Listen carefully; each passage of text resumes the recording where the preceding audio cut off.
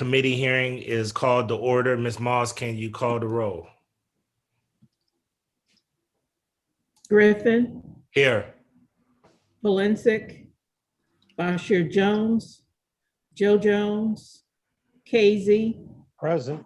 Santana, Spencer. Present, and I'll have my video on shortly. Great.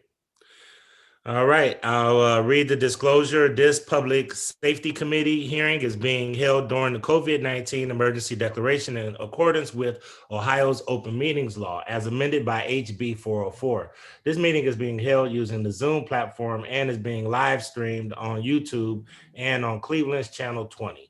It can also be seen on the Cleveland City Council website and from Council's Facebook page, in accordance with Ohio Open Meetings regulations as amended by HB 404. Notice of this committee hearing was publicly posted. This committee hearing will be conducted as all committee hearings in accordance with the council rules and Robert's Rules of Order. The chair will facilitate the meeting and call on persons to speak. If you wish to speak, please use the raise your hand option on Zoom. Please limit your comments to the matters before today's committee. As is the usual practice, any actions to be voted on during this committee will be done by voice vote, called and recorded by the committee clerk as required by Rule 15.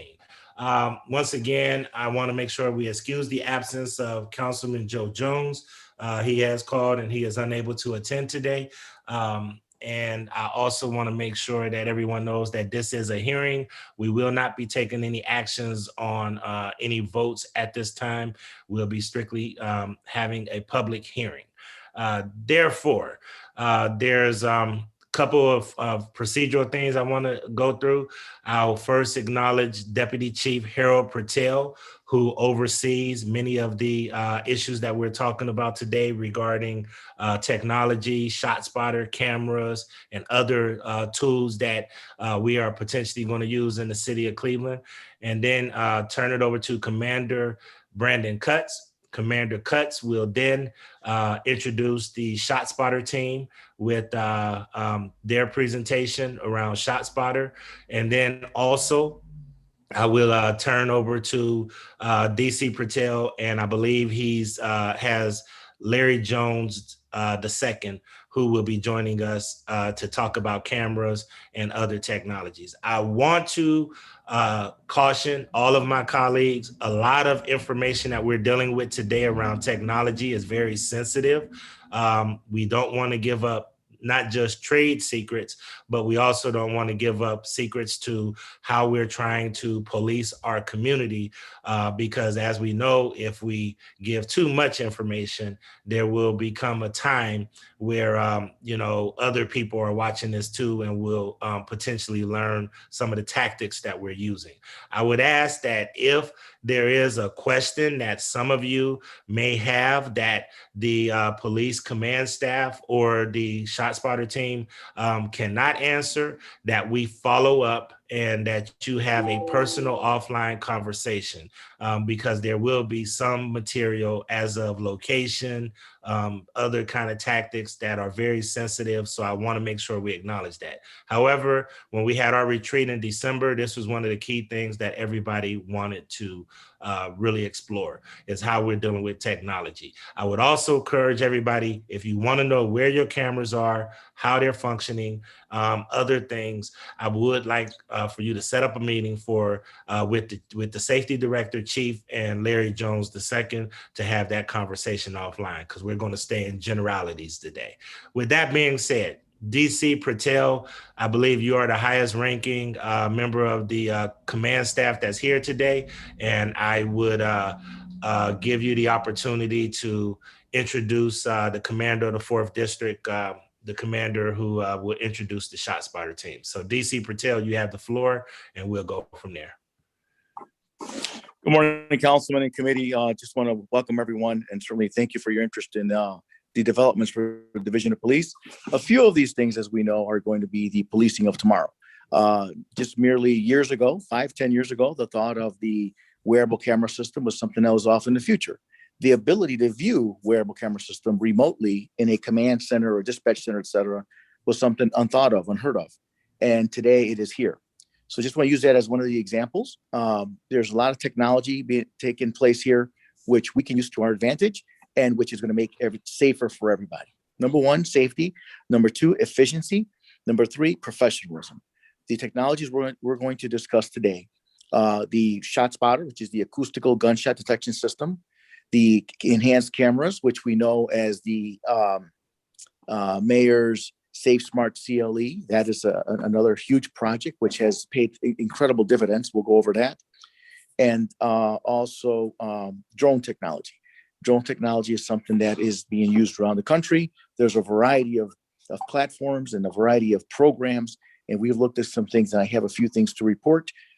Councilman, I'm not sure if you want to go piece by piece, or you want me just to hit on all three of those and then let the commander take over with ShotSpotter and Commissioner Jones with the remainder of the camera program. I tell you what, if you could just briefly, because I don't want any questions on this portion, I want to make sure we get the ShotSpotter presentation out first, but you can just outline those categories briefly, and then we'll come back to you after the ShotSpotter presentation. So just very briefly, okay? All right, sure.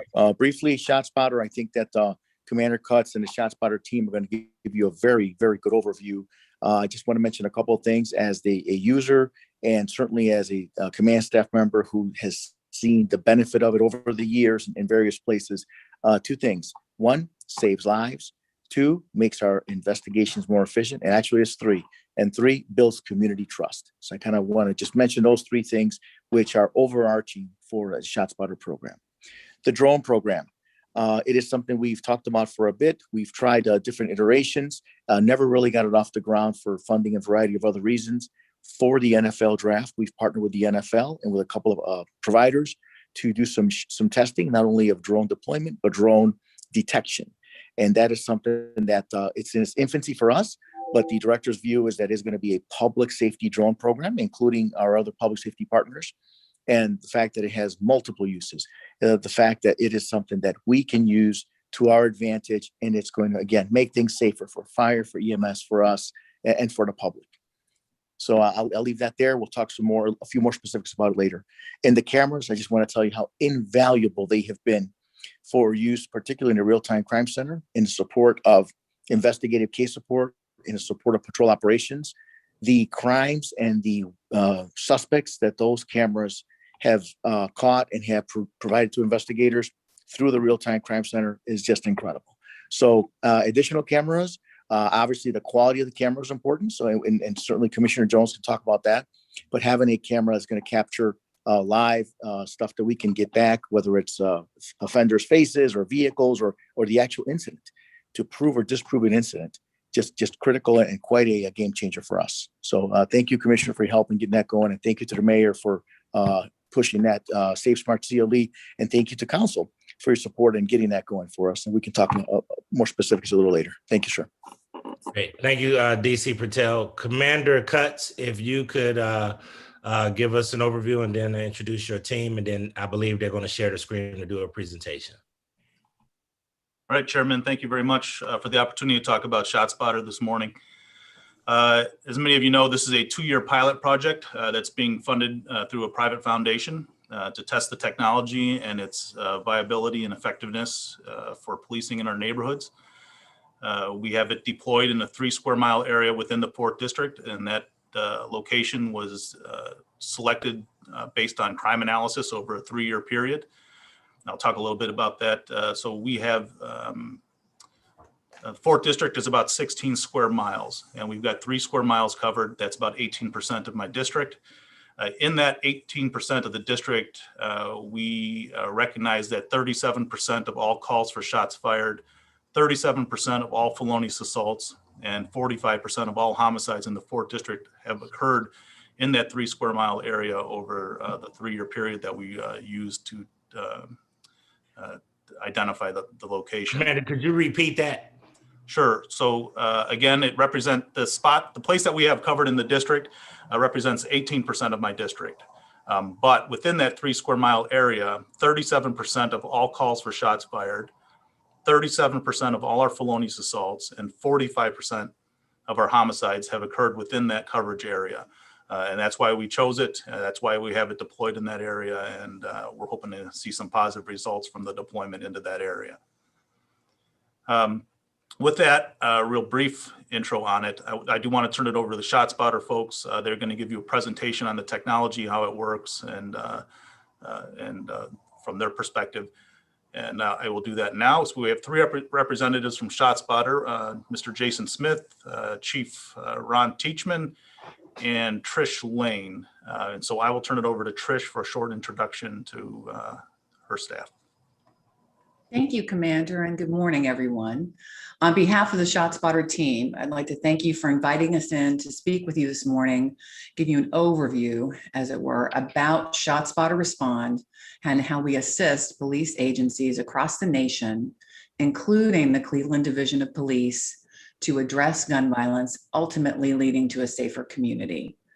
As the commander said, I'm Trish Lane. I'm the Midwest Sales Director here for ShotSpotter. It's been my pleasure to work with the Division of Police and the city over, it's been a couple of years on this pilot project and helping to bring that to the 4th District. I'm pleased to have with me Jason Smith. As the commander mentioned, he's a consultant. He's with the L&E Group in Cleveland, and he's worked extensively with ShotSpotter over the last several years on our engagements in the state of Ohio, including City of Cleveland. And lastly, we've got Ron Teachman.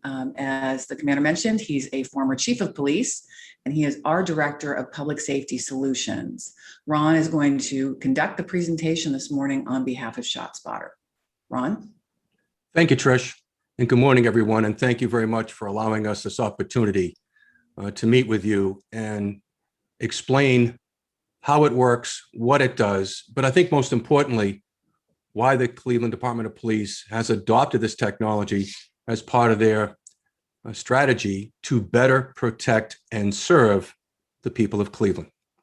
Let me begin this brief presentation by telling you a story. And that is tonight, while we're all probably asleep, in some neighborhood, and I think we heard testimony about this moments ago, there's likely to be gunfire. And as Cleveland is like most cities in this country, it's very likely that no one will call 911. And since your officers don't know about the gunfire, this is where there is not ShotSpotter, they won't respond.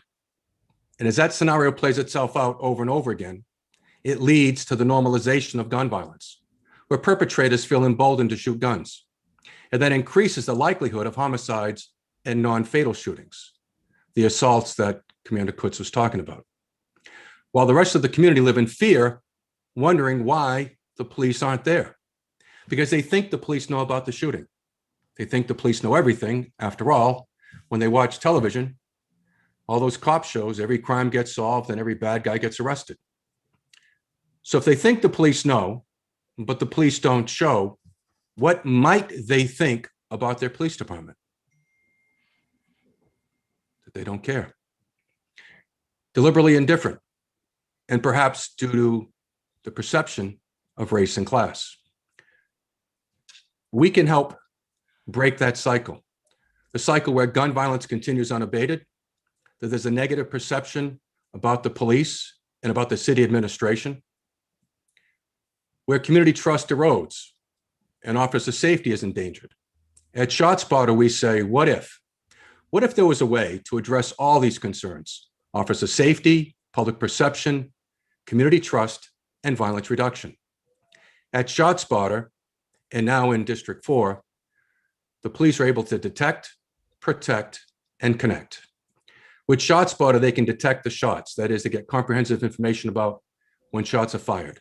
They know the location, detect the spot. And they get tactical intelligence or situational awareness about the event. More about that in a bit. They're able to better protect their personnel and position them to better protect the public while giving their deployment plan legitimacy. It's data-driven, intelligence-led. And they're able to connect with the community, the crime scene, and connect their capabilities. Just a bit about the company. We've been in business for over 25 years, currently serving over 110 cities across the country, have a 97% approval rating from our customers, 35 patents distinguish us in the public safety industry. So let me talk briefly about why Cleveland has adopted this technology. As I mentioned earlier, most gunfire goes unreported. How do we know? Well, when we've installed ShotSpotter in those cities I talked about, 110, we go back and ask, when ShotSpotter issues we call it qualified alert, a notification of gunfire, how often did you get a 911 call coupled with that event? And as you can see here, overwhelmingly, gunfire goes unreported. And that begs the question, and I'll ask rhetorically because I know you may be muted, why wouldn't law-abiding people in Cleveland call the police, such as in those other districts? Well, I travel around the country on behalf of ShotSpotter and ask the question wherever I go of community members as we're deploying the solution. And there are many reasons why people don't call, but I'll give you the 4 most common I hear. They're not sure the noise is gunfire. They don't want to cry wolf. For them, it could have been a backfire, fireworks, a snowplow in the wintertime, things that go bang and boom. They think someone else is calling. Look out their window, didn't see anything. They heard the noise. So they assume someone closer to the event, perhaps with more information for the police, will be calling, and they don't want to make a redundant call to 911. Third reason, they're afraid. They're afraid if they call the police and a police officer is sent to their door, what happens if the shooter or his allies see that?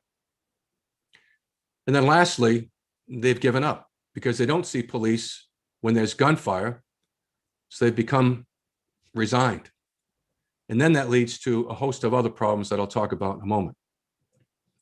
So this is what it looked like before we brought ShotSpotter to District 4 and what it looks like around the city now where there's not ShotSpotter. Someone fires a gun, as I've said, it's more than likely the police would never know about it.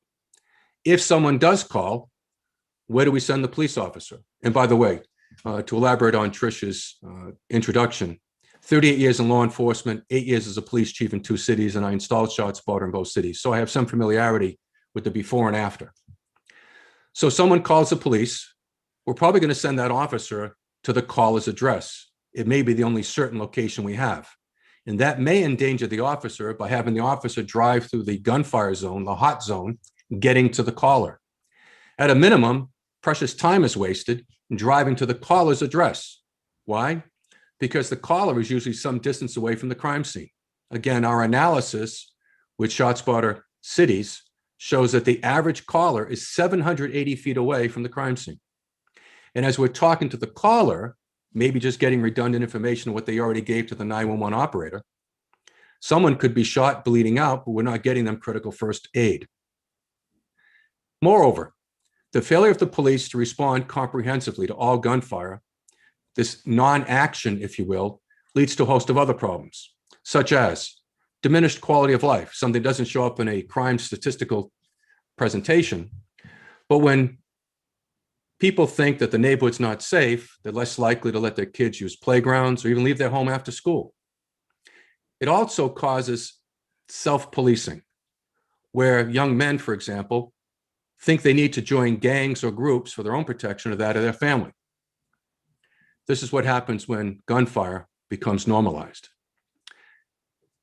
And as you heard enthusiastically from our deputy chief and how the agency has adopted and embraced this technology, they understand that without ShotSpotter, only having 911 information, they're just seeing the tip of the iceberg. And you can't manage what you can't measure. So how do we help? How do we help detect, protect, and connect?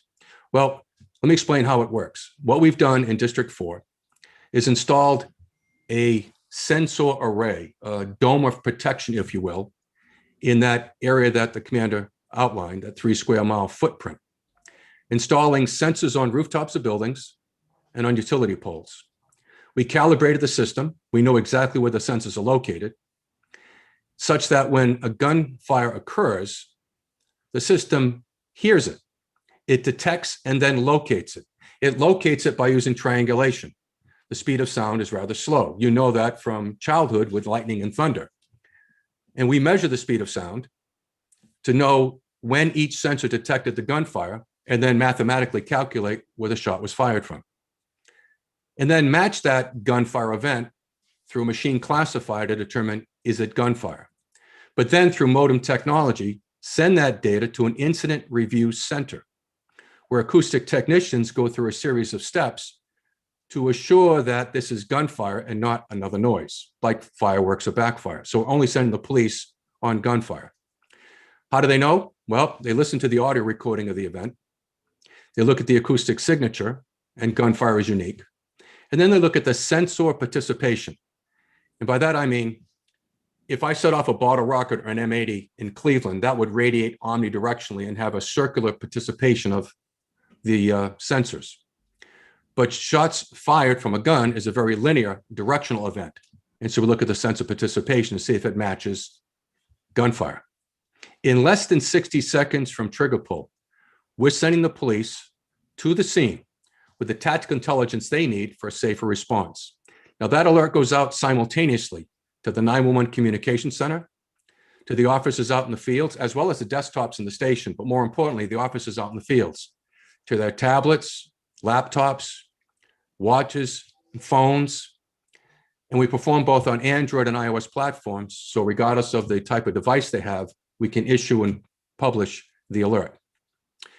We've given Cleveland a promise of our performance. 90% notification of external unsuppressed gunfire over 25 caliber within a 25-meter radius, to get those alerts out in under 60 seconds and be in service to the Cleveland police 99.9% of the time. How do we protect? Well, let's talk for a moment about how we protect police officers and position them to better protect and serve the people of Cleveland. When an officer out in the field is on patrol or a detective, if there's a shot spotter alert, a gunfire in the coverage area, they'll hear this sound on their device. That will cause them to look at their laptop, phone, for example, and see what you're seeing on the screen, a satellite view of the situation. The number of rounds fired in that 25-meter radius, the nearest street address. We need that obviously for record-keeping purposes, but we assure to dispatch to the dot, not to the front door of the house, because they could be in a backyard, an alley, or a field. We give a timestamp, and I'll explain later why that's important. And then information about the event, such as, was there more than one shooter? Was there a high-capacity gun involved? That's more than 10 rounds shot without reloading. If there was a full automatic weapon, we would indicate that as well. And then, as the officers are en route, we project an investigative lead summary, a timestamp of each individual shot, and the sequence of shots fired, particularly important to determine who the primary aggressor was in a multiple shooter incident, and also for officer-involved shooting investigations. Another example of a gunfire alert, if the officer were to hear that sound you heard a moment ago, they look at their device, then they could click on this blue arrow. They would hear the audio recording of the gunfire as we published it. Then, because we load the address they're being dispatched to into Google Maps without having to type anything in on their device, just clicking on this blue icon, we take the officer to Google Maps. And now they know what the situation might look like when they're driving.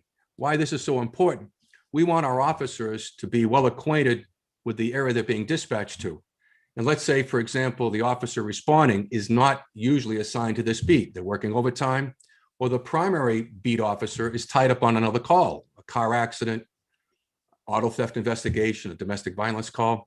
So we often have officers going into neighboring beats to respond, and they may not be totally familiar with the neighborhood.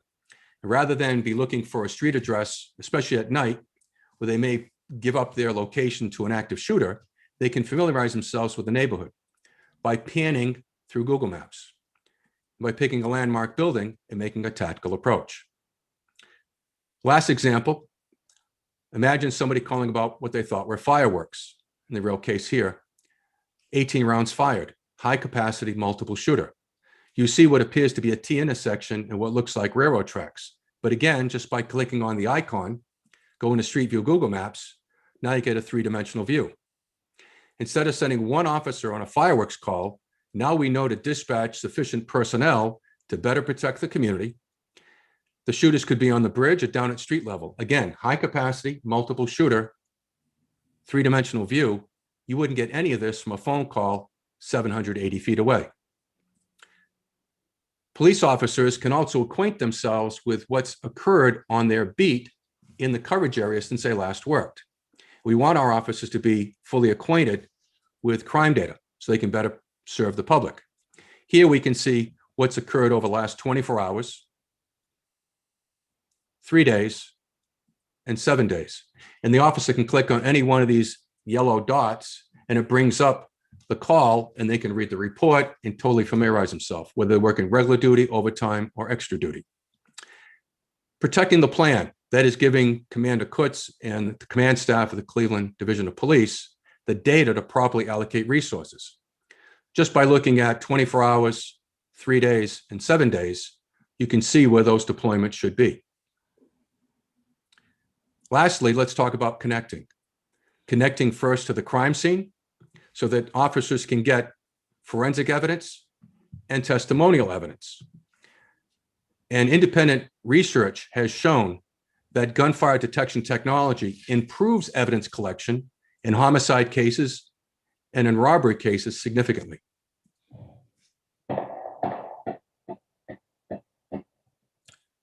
We connect with other technologies and strategies, such as directly connecting with camera systems to pan, tilt, zoom in the direction of the gunfire.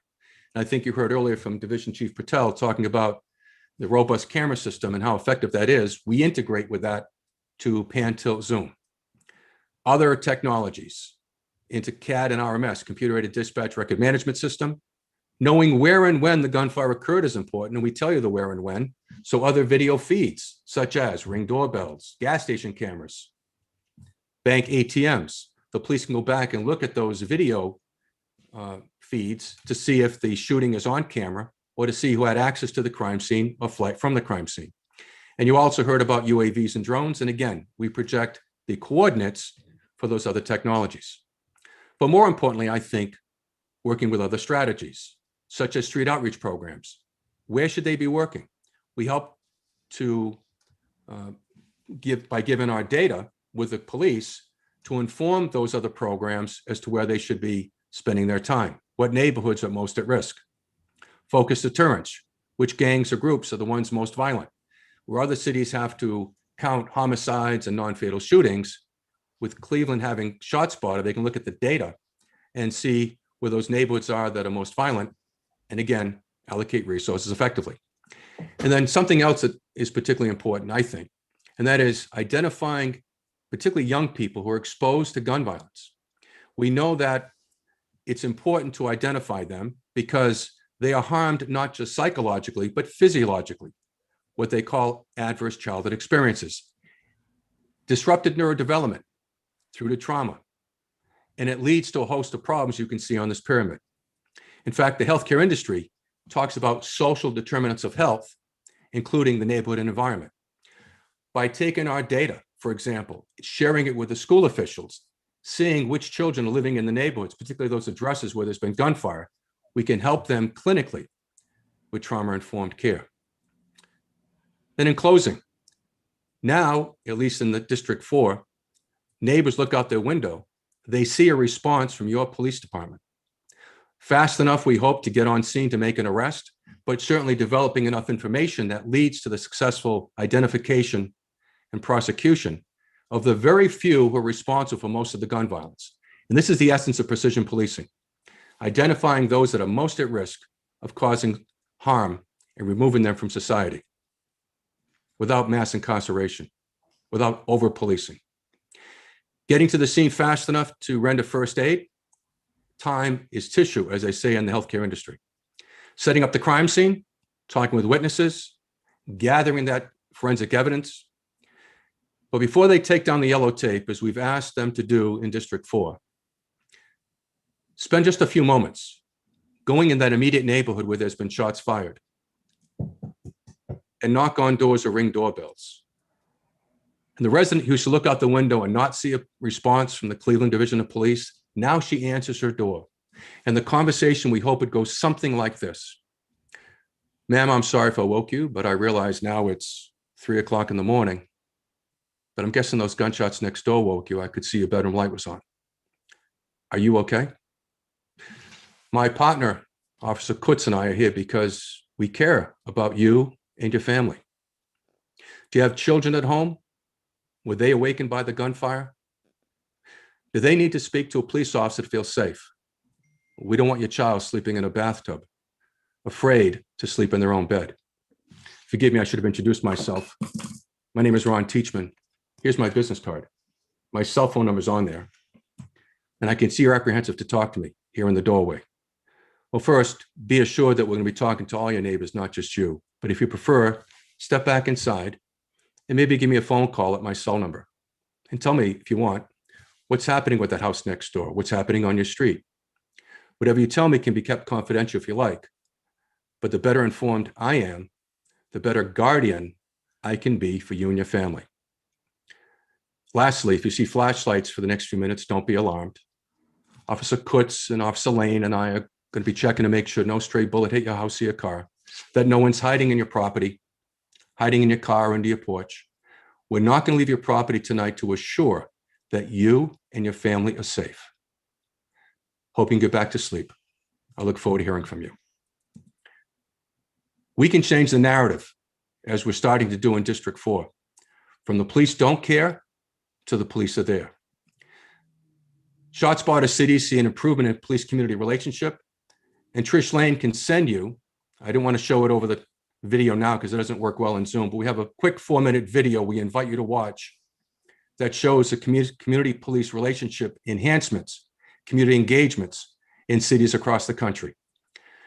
Bringing ShotSpotter to Cleveland helps you detect, protect, connect, and make a community safer. Thank you again for your time and the opportunity to spend this with you this morning.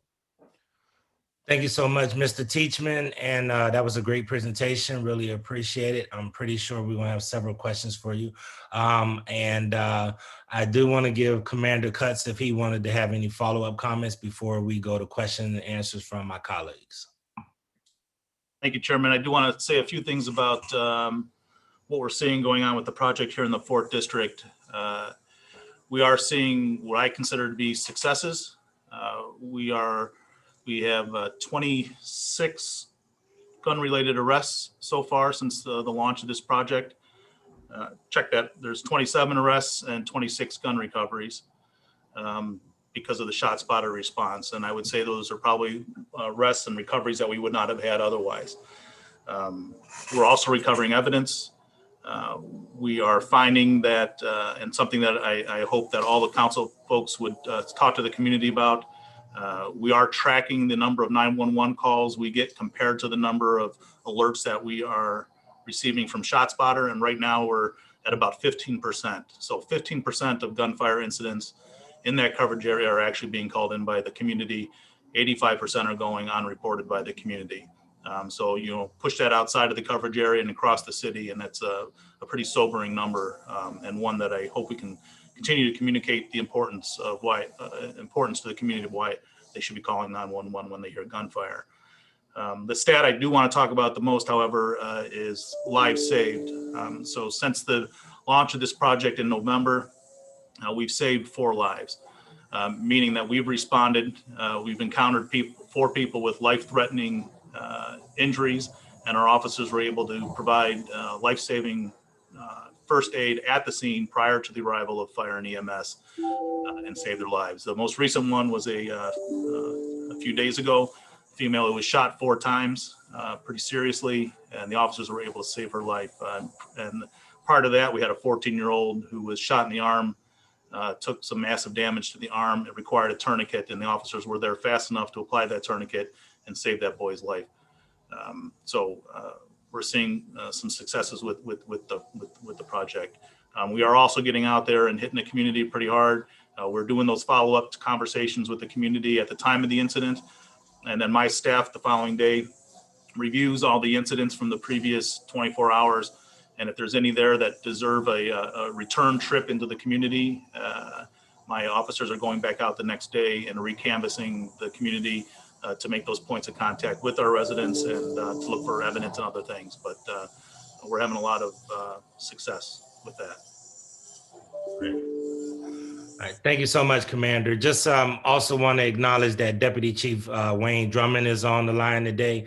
I neglected to make sure I let everybody know that Chief Williams and Safety Director Howard both have an obligation today, a previous obligation, that they actually are doing the 1 in 10 process today to pick our next police academy class. So that's why those two are not there. But the gentlemen that I have on the call today are the ones that are actually responsible for operationalizing all of these tactics. So thank you for being here. Couple of things that I want to ask, and then I have a couple of my colleagues that have questions. Just for clarification, who dispatches the folks to the actual dispatch center as well as to the police officers? It looks like there's a layer that, you know, when the actual shooting takes place, the technology captures the sound, and then who is that point that captures that information and then sends it to the dispatcher and to the police department? Just want to get clarification, and please keep any answers as brief as possible because we're going to have several questions and I want to be cognizant of people's time. So am I right that there is a layer that once the data or once the sound is captured, that then it is deployed to the dispatch center as well as to the police officer? So Yes. who is that first? Who captures that first sound and then sends it to the dispatcher and the police department? Yes, there is. As Ron mentioned in his presentation, ShotSpotter has an incident review center that validates that noise as to whether or not it's gunfire or some other sound. And when they make that validation in under a minute, they then send that out simultaneously to your dispatch center, to officers' phones, to laptops in the car, and to desktops that are running ShotSpotter Respond. So basically that's ShotSpotter. So that's a non-governmental organization that detects that information and then sends it to the government system. Correct. Is there a way to make sure that those employees are vetting and that they are vetted completely, because this is sensitive data that needs to be managed? And also, is there quality control? How do we understand the quality control and also those kind of things to make sure that as an NGO, you know, we understand that there's quality measures in place?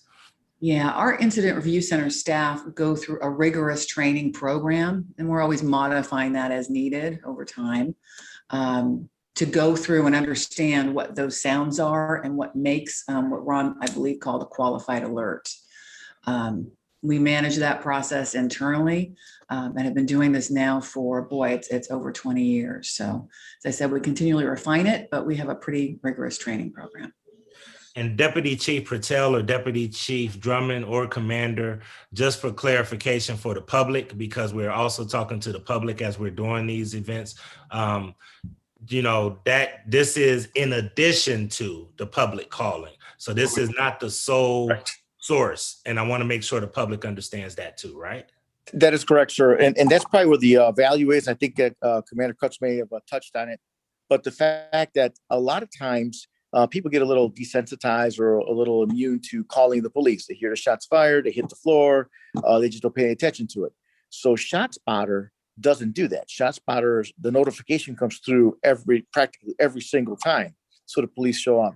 So I think that the numbers are really the vast majority of shots fired are not reported through 911. So we still receive them through ShotSpotter and are able to respond and provide service and hopefully get the investigation going. If nobody calls, then the shots took place, and then the people have a sense that the police don't care. So in order to build community trust, ShotSpotter informs us, hey, shots took place, we respond, address it, or maybe in responding, we'll see the car taking off or whatever it might be, and certainly a fast forward investigation. Great. I just don't want the public to get lax in saying that we're strictly relying on ShotSpotter will catch it. Sir. No, we still need the public to call. This is just to enhance our ability to respond. I want to make sure we don't send a confusing message. That's why that's what I'm trying to clarify. No, sir, not at all. Not at all. Chairman, may I have a word with this? I think I had Commander and then Miss Lane. Commander Cutts or it was a DC Drummond and then Miss Lane. Well, DC, do you want to say something? Go ahead, Commander. Well, I just want to really stress what you're saying, Chairman, is that it is really important that the community continues to call. One of the reasons we're not telling the community exact boundaries of where this technology lies is that we want everyone to continue to call. The technology is not guaranteed to catch every gunfire alert. Like, Chief Teachman said, if it's under a certain caliber or if it's suppressed fire, and sometimes there could be environmental conditions where the technology wouldn't pick up the gunfire, it's really important that the community continues to call with every gunfire incident. Deputy Chief or Ms. Lane, did you want to add to that? Sure, absolutely. Basically, Commander Cuts kind of stole my thunder. I wanted to make sure that the public continues to call in. It's vital, it's important. We need their input, their participation and so forth. And the commander's right. We don't want to give the information out right now because, again, we want to make sure that our public continues to call our dispatch center so we can get our officers out there. This ShotSpotter technology is just enhancing what we're doing to supplement and assist us in making sure our officers can respond accordingly to shots fired calls. But I absolutely agree with Commander Cuts. That's it. Just want to add one thing, Councilman. Also, the public can add additional context. ShotSpotter informs us that 3 shots were fired at this location. It's very accurate. However, the public calling can say, hey, it's the guy in the red car who was here earlier. He's back arguing with his girlfriend and shots were just fired. So the public's data and the public's context is invaluable. Okay, just want to make sure the public is clear. A couple more things, and then I'll turn it over to my colleagues. Do you guys have any data to show that in this targeted area that response times have been reduced? And have you measured it? Do you have any data that shows that response times to these shootings have gone down, 30 seconds, 1 minute, 2 minutes? Do we have any data that reflects that? The Chairman, that data is on the way. The request is out for that full analysis. I will tell you that for the live saved incidents, I looked at response times on those, and in every case, we're looking at a 50% quicker response time than to a typical priority 1 call for service. And that's on top of we didn't wait for the public to call that run in. So on this last one where we saved the life of the lady, we arrived as the first call. We got alerted, we arrived, and as we were arriving, the first call from the public came in. So not only are we getting there faster than a typical priority 1, but we're also getting there before sometimes the public even calls. All right. Just couple of things. Yes, sir, Mr. Teachman, go ahead. Thank you, Chairman. May I just add to that quickly? We heard from Commander Kutz that preliminary data show that only 15% of gunfire alerts were a 911 call from the public. That would mean that 85% of the time, without ShotSpotter, the response time is never, because the police don't know about the gunfire at all. Okay. All right. Thank you. That's great. Great point. The couple other things. I know a lot of the civil rights activists, when we first talked about this, had concerns about over-policing and will this lead to over-policing? How do we make sure that this does not lead to over-policing, and how do we make sure that we don't walk ourselves into civil rights violations by trying to do the right thing? And sometimes doing the right thing can lead to over-policing of neighborhoods and other things. So can you help us understand how this helps alleviate civil rights concerns as opposed to heighten civil rights concerns? Ron, I'm going to ask you to take the lead on that one.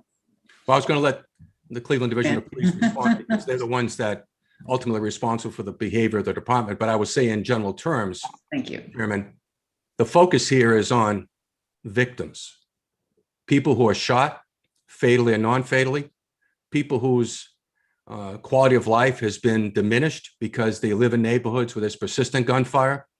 This is about giving the police the opportunity to better serve those communities that historically have been underserved and underprotected simply because the police didn't know about the gunfire. And with that, I'll let Division Chief Patel respond to how his department responds to the gunfire. Councilman, the basic thing is all of our members are certainly trained and espouse the values of respectful professional policing. And that's what Chief Williams asks of us, respectful professional policing.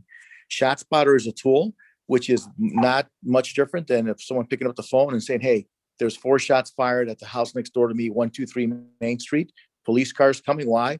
There's a call for service. There's potential victims here. A crime took place. We're coming to investigate. When we arrive, our officers have professional, respectful policing. They have their body worn cameras on. We know we have protocol. And at this point, as time goes on, we've established a stronger bond with the community. We've built more trust with the community. They know what we're there for. Why? We're there to make things safer. We're there to make things better. We're there to do what they call us to do. Normally, if there was no shot spotter, somebody would have picked up the phone. So it's not much different than that. The police are still arriving to deliver service. All And right, if I one can last also thing. add, if I can Go also, ahead, Deputy Chief. yeah, also add, this is a technology tool that doesn't care about race, gender. It's just out there providing information related to potentially violent crime, which is what we're trying to suppress here in the city of Cleveland. So for those who may be concerned, civil rights and so forth, again, you have to understand it's a tool that we're using to enhance our ability here in the Cleveland Division of Police to respond to violent crime and hopefully stop it, suppress it, and provide a service to the community. As Commander Cutts articulated, with the technology, his officers were able to save some lives, and that's critical. And again, that doesn't matter race, gender, creed. We're just here to provide a service, a professional service, and that's what this particular tool is allowing our officers to do, provide an enhanced technology that's going to assist us to provide better service to our community. Appreciate that, DC. Last thing, the cost. I know this is a demonstration project, but what is the cost of serving this area? Because I'm sure that other colleagues. 2882 East 114th Street. Councilman Jones, you need to put yourself on mute if you could. Councilman Joe Jones, thank you. The cost. What is the actual cost of this demonstration project for the area that you're covering? I'll take that. So the contract that we have is $65,000 a year per square mile. And that's for the 2 years that we have the contract. There is also an initial fee of setup fee, I believe $10,000 per square mile setup. There's a fee to connect to the real-time crime center, and also a fee to connect. There was a fee to help us with the connection to the real-time crime center and our dispatch as well, into the CAD system. And I think that's a yearly fee as well, right, Trish? That is correct. Commander, that's $9,500 per year. $9,500 for real time or $9,500 for CAT? Both. $9,500 for the ShotSpotter API for 3 connections to different systems. If you need 4 connections, 5 connections, you would pay that $9,500 again for an additional 3. So right now we only need 2 systems that we're connecting to, and that's $9,500, but we could go up to 3 systems. Correct. For $95, but then after that, then there's a repeat cost of $9,500. Yes, that's correct. Okay. All right, thank you. I have Councilman Mike Polisic, and then I have Councilman Bashir Jones, followed by Councilman Brian Casey. Councilman Polisic, you have the floor. Thank you, Mr. Chairman. Can you hear me? Yes, sir, we can hear you. Thank you. And I want to thank you for setting this this briefing up today. I certainly appreciate it on behalf of my constituents. My question is to the folks from ShotSpotter or from the command staff. I want to zero down again as it pertains to the actual area. Is it a square mile, or what's the actual area being covered right now in the city of Cleveland? Councilman, through the chair, we have 3 square miles in the 4th district covered. Okay. So, so then it would be 3 times the 65,000, correct? That's right. Okay. Okay. And it went into operation when? The system went live beginning of November 2020. Okay. So you can provide, I'm not going to ask for the actual dollar amount spent so far to date here, but if we could provide that to us, and I would request that through Ann, if she could get that exact dollar amount that has been, we paid out so far. You've indicated, Commander, you went over some of your, what you believe to be your successes. And I remember when this came before us, and I supported it because of the growing concerns in that specific area of the city as pertains to the unprecedented violence that we are experiencing.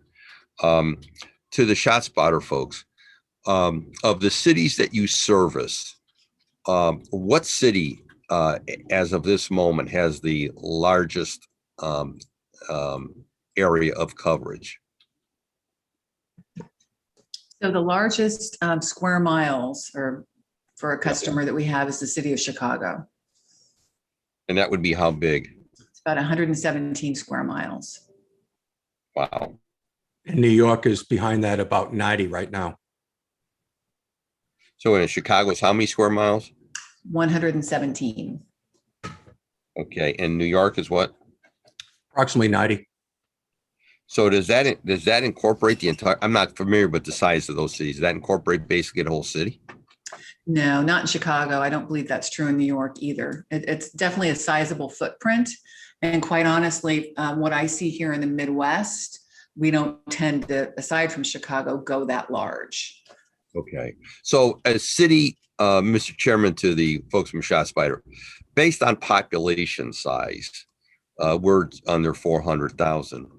What cities do you service in comparable size to the city of Cleveland? I was smiling there because of Ryan. I know Ron has a spreadsheet that he just updated with all those customer sizes, and I can tell he's pulling it up while we speak. And just for reference to Councilman Polensek, Cleveland is about 82 square miles. So what city is comparable between, I think Cincinnati is around 78, Cleveland is about 82. So Indianapolis is about 90 or so. So if you got that range. So I can give you the population range and tell you that Bakersfield, and this may be 2010 census data, so it may not be terribly accurate, but ballpark, Bakersfield, California at 384,000, Tampa at 399, Minneapolis at 413, Oakland at 420, Omaha at 446, Miami at 453, and then Nassau County, Long Beach, New York, 470, Kansas City at 481, Sacramento at 513. So you got about 10 right in that range. So let's say Kansas City. What's your square miles that you're servicing Kansas City? So in Kansas City today, we've got a relatively small footprint. They are at 3.55 square miles. Okay. So based on the size of the city, Right. what city that you service right now would have a larger than a 3.5 footprint? So as Ron was saying, we don't really track the square miles in terms of ratio to population. I can tell you, for example, in Ohio, that might be a better place to look. Columbus it started with 9 square miles, and they're doing an expansion right now that should put them, I think, about 12. Cincinnati is around 15 and a half square miles. And then we've got some smaller deployments like Toledo. They've got 4 square miles live today. They're adding a couple of square miles right now. We've got Mansfield, Ohio, very much smaller city. They only have 1 square mile of coverage from ShotSpotter. Youngstown, a little smaller at 2. And those are just the ones off the top of my head. I think that covers most of Ohio. Yeah, I'm just trying to get a better understanding because obviously all of us are keenly aware of the increased calls for service, the increased level of violence that we're seeing. You know, I'll gladly take some over policing because right now my citizens believe we're under policed. We're under policed in our neighborhoods. Just like this morning, the call I got about, a bunch of guys out in the street with guns and calling the police and not getting the kind of response that the residents want. So my question is tied to that. I understand the technology behind ShotSpotter, but it's also tied to the cities or the municipalities' ability to respond to that area where that information and data comes in. And that's part of our challenge here, because I don't believe we have enough police working the streets in the city of Cleveland, just based on the calls I get every day. And anyone knows I log all my calls between my assistant and myself. We return all the phone calls or respond to all emails. So again, I'm just looking at what came in this morning. Another growing concern that I have is a number of people who are calling me, telling me that when they do call the police, that the police no longer stop. They just roll down the street slow and then just keep going.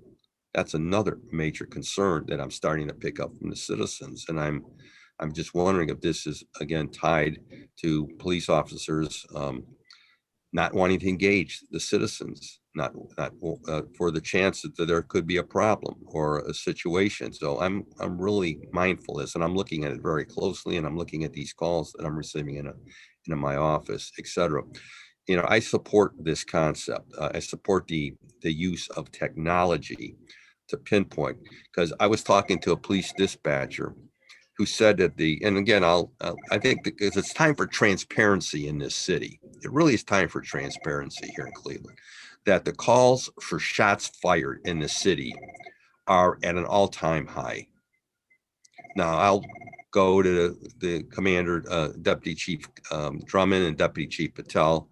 Can you confirm that calls into police radio for shots fired at all-time high in this city? To the chairman, to Councilman Polensek, I don't have that data readily available in front of me. Something that we can research and get back to you to give you a concrete answer on that. Okay. But I can, and also, if I can, sir, you had mentioned about the calls for service and officers may be reluctant to engage, and I certainly would hope that's not happening. We expect our officers to respond accordingly and be professional in their response. And Councilman, if there are issues where calls are made into our dispatch centers and our officers are responding and they're not stopping, we would like to know about that so we can respond accordingly and hold our people accountable if they're not doing that, especially if there's a call for service from a citizen and the citizens request our officers to stop so they can engage with them and they're not stopping. That's something we need to know so we can deal with that accordingly. So if that's happening, we need to know about that so we can address it directly and promptly. Okay. Well, I'm going to pursue one of the calls I received this morning with the commander of the 5th District to Bird Dog and see what actually transpired there in the community last night. So we know that there's a cost per square mile. We know there's a setup fee, and we know there is a contract. I guess it's is that the best way to describe it? A contract fee as well? There's no contract fee, so it's pretty simple. A connection fee? Excuse me. Oh, yeah, no, that's right. So there's a fee for our API that actually sends the ShotSpotter Respond data into these other systems, whether it's a camera system, CAD system, real-time crime center. Okay. So based on the presentation today, and again, I want to thank the chairman for really initiating this. Based on that, and to the commander of the district, Commander Cutts, you're telling us, the members of the body, you believe the ShotSpotter has greatly or has helped you, your men and women in the district substantially? Chairman to the councilman, so far, 6 months into this project, before going into the summer, I would say that we have very positive results. I'm pleased with the system. I'm pleased with our what I'm hearing from the public. I'm pleased with what I'm hearing from our patrolmen. You know, I really don't have any complaints. There is an increase in our calls for service, and part of that is due to these detections. So, you know, my priority 1 calls for service in my district are up over 20%. But we're still maintaining our response rates at just a slight increase because of that larger volume, but just a very small increase, under 30 seconds to priority 1 calls. So I'm generally very pleased right now. Okay.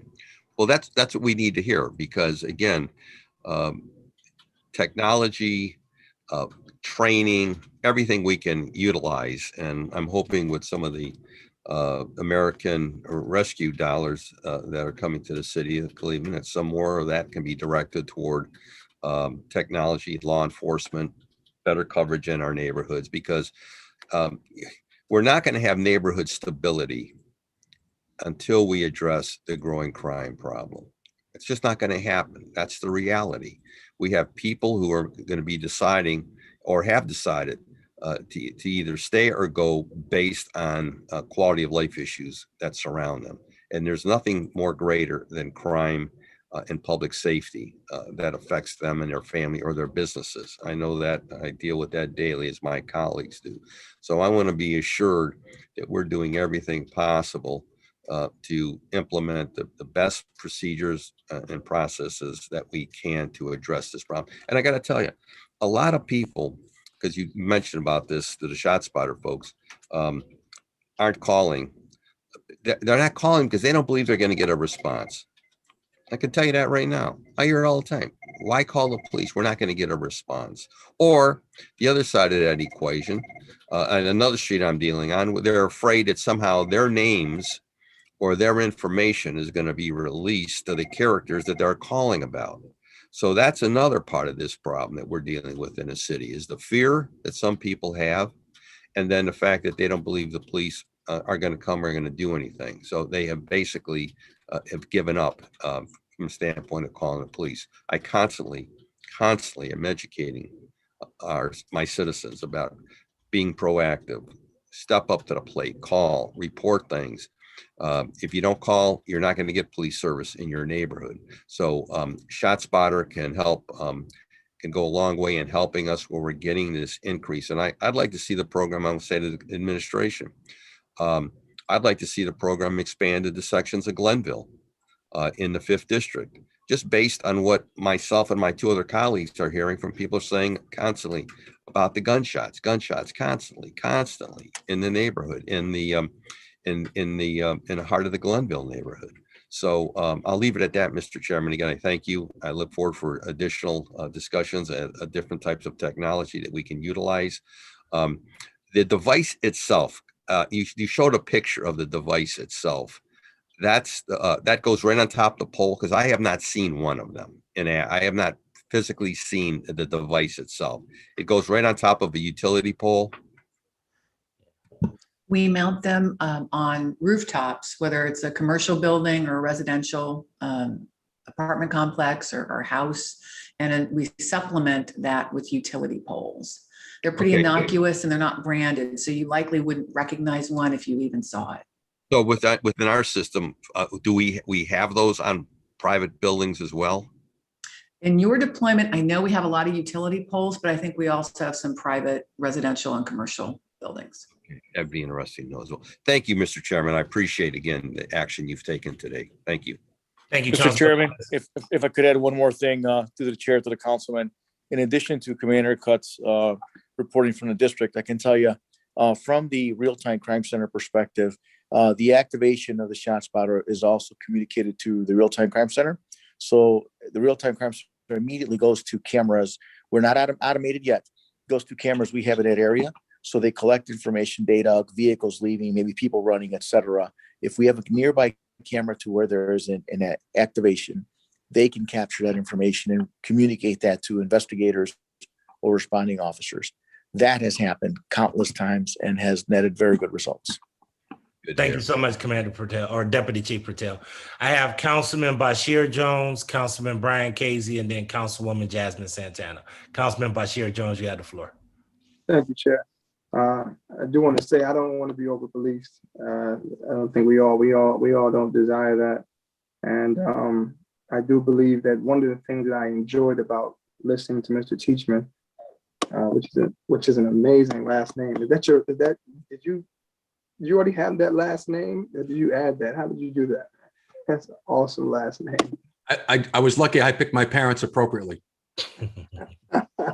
Well, man, you definitely taught me during the session, and the best part about what you said was how the officers should be dealing with the people. That's what touched me the most. Community policing. I think that within that percentage of the 15% of community that is calling and the 85% of time that they're not, we're going to have to put into that equation that people are also not calling police because they are afraid that in calling them could be a result of their own demise. We would have to consider the environment that we are in right now in regards to community and police. So that plays a part, a major part in it as well. So you have members of community that don't want to call because of fear of retaliation, right? Or maybe they're calling because they don't think anyone is going to come, or they don't want to call because they're afraid that they might end up being a victim. And I believe that the part of your presentation, when you discussed how officers should treat the people, I think is important. Last night, Commissioner Kutz, I was actually in your neighborhood, a family friend on 140th and Kinsman was shot, and she is now in critical condition. And I can tell you, when I approached the scene, your officers, they treated me very well. And I wasn't in my regular shirt and tie. You'd have thought I just came from a basketball game, but my attire didn't stop them from treating me as a human being. And that's what the community wants. So, Commander, I want your guys, they treated me very well. And I was just asking simple questions: how's everything going? What's going on? And, during these times, there's a lot of trauma, that we're feeling in those moments. As I was walking back to my car, I was talking to an older lady who she moved into that neighborhood of 140th and Kinsman back in 1988, when she got her house from her mother. And she literally said, she was desensitized to hearing gunshots. That's what she said. I'm desensitized. I didn't even know, I couldn't tell at this time it was something, and before I walked away, she just said, I pray for your generation. I pray for your generation, and this is real. This is a serious trauma. So what I loved about Mr. Teachman's presentation was the community policing aspect of it. And I think that has to be a part of it. And I'm sure, Deputy Chief and commanders, I know that this is a part of our mission, but as much as ShotSpotter is there, it's also about creating this relationship with the community, that they are the best shot spotters. I mean, the equipment is fine, but the community is the best shot spotters. So how do we create this relationship with them? Just a couple questions. And also just advice. I think that also within that presentation, we have to be able to talk about the environment of community and police right now, and the fear that community have with police. That is a real thing. I think that in the city of Cleveland, with great leadership, we're going to make that transition, God willing. But that is a real thing. That's a real concern. The equipment that you have for the chair to Mr. Teachman, is it based upon Wi-Fi? Is it based upon anything like that? Oh, yes. Is Wi-Fi needed to make this, successful? The only time that Wi-Fi enters into it is when the officers out in the squad cars need Wi-Fi for their mobile data terminal to connect with that system. That's pretty much it. The system itself is modem technology. There are modems built into each of the sensors, and that's how we communicate the data from the sensors to the machine classifier to the incident review center, and then back out to the officers in the field. So an officer with a cell phone, for example, just goes and downloads an app, Google Play or the App Store, and they just log in and they get it through modem technology on their phone. Thank you so much. Chair to Chief Drummond, does every officer have phones? How are they?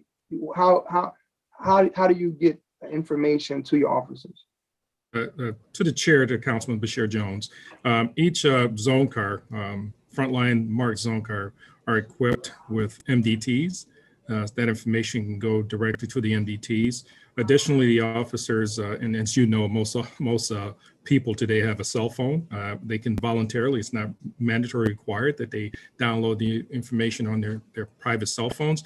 But part of what we're trying to do as far as technologies goes is to make sure there's at least one phone in each of the zone cars. So they'll also have the ability to download that particular technology onto the city-owned cell phone as well. But currently, all marked zone cars have MDTs, which can receive that technology. Awesome. Chair to Mr. Teachman. So this is the modem, but I'm just thinking about processes.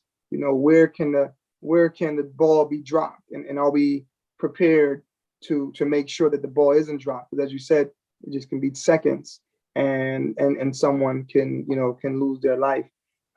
So I'm really interested in just I heard you talking about the process, but here in our city, only certain neighborhoods have Wi-Fi. We're trying to do this thing citywide, but can that cause a problem?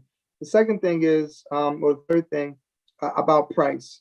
And I believe that Ms. Lane spoke about, I think 65,000 per half square mile. What was that? What she quoted was 65,000 per square mile. Okay, per year. Yes, sir. Okay, so in Ward 4, I'm sorry, not Ward 4, in District 4, right now you guys are just, how much space is it that you're working with? Commander? Chairman to the councilman, 3 square miles in the 4th district. 3. And would you say, and then even though this is just we're just getting started, would you feel what would be your advice in order for this to be successful? And of course it wouldn't be the whole of your district, I would assume, but how much would you need in order to consider this to be impactful? Well, that's a good question, Councilman. My preference is always to base that on crime data and analysis. Certainly, if we had the capability to expand it in the district, I would be more than happy to have expanded coverage within the 4th district. There is a need. These are questions that we're going to have to consider and talk about in the future after we're done with this pilot, or as we move farther along in the pilot, to see whether or not it's effective and efficient. And the cost is not insubstantial, so we have to make hard decisions about resources and deployment of the technology. And that'll be a conversation for all of us, I assume, we'll be having as the pilot goes on. I think it'd be a little premature for me to give you a number right now. Right. Thank you, Commander. So if this is successful and where you are, of course the city is going to want to do this across the city. I think earlier my colleague Councilman Polensek just was referring to what other cities kind of have this, and what would you say, Ms. Lane, Chair to Ms. Lane, what type of budget will be needed to, if we were to do this for the complete city? I'm just trying to think in the future. What budgets are you finding cities allocating for ShotSpotter with the size of our city? Thank you. I think that's a great question. But I will pivot back a little bit to what the commander said. It really should be a data-driven deployment, looking at that gun crime data and seeing where the need exists within the city. Chances are you do not need to cover your whole city. At ShotSpotter here in the Midwest, I don't have any city that's entirely covered. Not that you couldn't do that, but I do think, we've got to be sensitive to budgets and expenses in any city, and you really would be wise to let data inform where you place your coverage. Right. May I add to that, through you, Mr. Chairman, to the council member? As it is in Cleveland right now, many of our cities funding ShotSpotter in whole or in part with a public-private partnership. We have healthcare providers that see a direct response. They want to protect the community, protect their employees, and protect their bottom line. So the healthcare industry is contributing. We're seeing community foundations, police foundations, federal grants. There are a number of ways to sustain and expand this without directly impacting your budget. Right. In closing, if this is as exciting as Commander Cooks is saying for the entire city, and we're looking at ShotSpotter, do you all work with cities? Do you say, hey, man, get 3 years and we'll throw in one? I mean, we're looking for a deal, man. Do you guys give deals? I mean, listen, life is precious, so no amount of money is worth a life, but we are looking for, in our future, we want to work with businesses and companies that want to work with us. So, that's really important. So, we should be able to get a 2-for-1 or something like that, Chair. Something we should think about that, man. Chair, thank you, man. Thank you for your question. Mr. Teachman, man, you're a great guy, man. I really enjoyed your presentation. You have an understanding about community policing, and I really enjoyed that. And I really like to stay in contact with you. I would like to get your information if that's okay. If I can get my good friend, Miss Ann Tilley, if I can get Mr. Teachman's, I just like to talk to you about just your knowledge of being a chief and the things that you've experienced, and how we can implement certain things here in our city. I'm really interested in learning about your perspective. They got a great person leading that, man. So keep up the great work, my friend. So thank you for that. And I'm truly thankful again for your invitation. I'm a couple hours away. I'm over here in Goshen, Indiana. So let's do better than that. Let me come out to Cleveland. Let's break bread and have that chat. And maybe bring Commander Cutts and other commanders, the deputy chiefs involved, and have a collective conversation, because we're here to work with them in partnership to better serve you and the people of Cleveland. So thank you for that invitation. I love that, my friend. Thank you. Thank you, Chair. Thank you, Councilman Jones. I have Councilman Casey and then Councilwoman Santana. Thank you, Mr. Chairman, and to the presenters today. I appreciate the presentation as well as all the information. This was initiated in November of 2020, so it's scheduled to end in November of 2022. This is a 2-year grant, correct? To whomever can answer. I won't direct my questions to anybody. Commander Cutts, if you could answer that, please. Chairman, to the council person, it is a planned 2-year. We're still securing some of the funding for that second year, but that's a work in progress. So the plan is a two-year. We have most of the funding in place. All right, Mr. Chairman, that to Commander Cutts, that was my next question. Where did we receive the grant and how much was it for? Chairman, to the councilman, we received the grant through the Cleveland Police Foundation from a foundation that wanted to stay anonymous. I will say that foundation that gave us the money also donates large sums of money to our healthcare foundations in the city. And I think the first year was $250,000, I believe, was the grant money. And forgive me if I'm slightly off on that, but I think that was the first year money. And that included the cost for implementation as well. So Councilman Casey, if you need more conversation on that, we can have that discussion, because we worked on that for about 2 years. That was my question. If this is a 2-year pilot program, Mr. Chairman, or Mr. Chairman to Commander Cutts, if we have not received the funding yet for the second year for this, I mean, you indicated that we're still working on the funding for the second year. So the grant did not cover the whole 2 years. Mr. Chairman, to the council person, the originating donator has indicated that they will support 50% of the second year if we can find matching non-governmental funds. So we are in the process of hunting those down. We believe we're going to be successful, but no guarantees. So I would say we have a year and a half secured, and we're working on that rest of that second year. All right, so then it's whoever's job to come up with, Mr. Chairman, to Commander Cutts, roughly 125,000 that needs to be raised to keep the second year going. If they're committed to 50% of the original 250 for the first year. I believe the number is around 100,000, just under 100,000. Okay. All right. Mr. Chairman, to Commander Cutts, you indicated that we had in a 6-month period, which I think this is great, 27 gun arrests and 26 gun recoveries and 4 lives saved in this three square mile area of the 4th district. Is that correct? Chairman of the council person, yes, it is. And you would attribute all of that to ShotSpotter? Yes, they were all as a result of ShotSpotter alerts. Yes.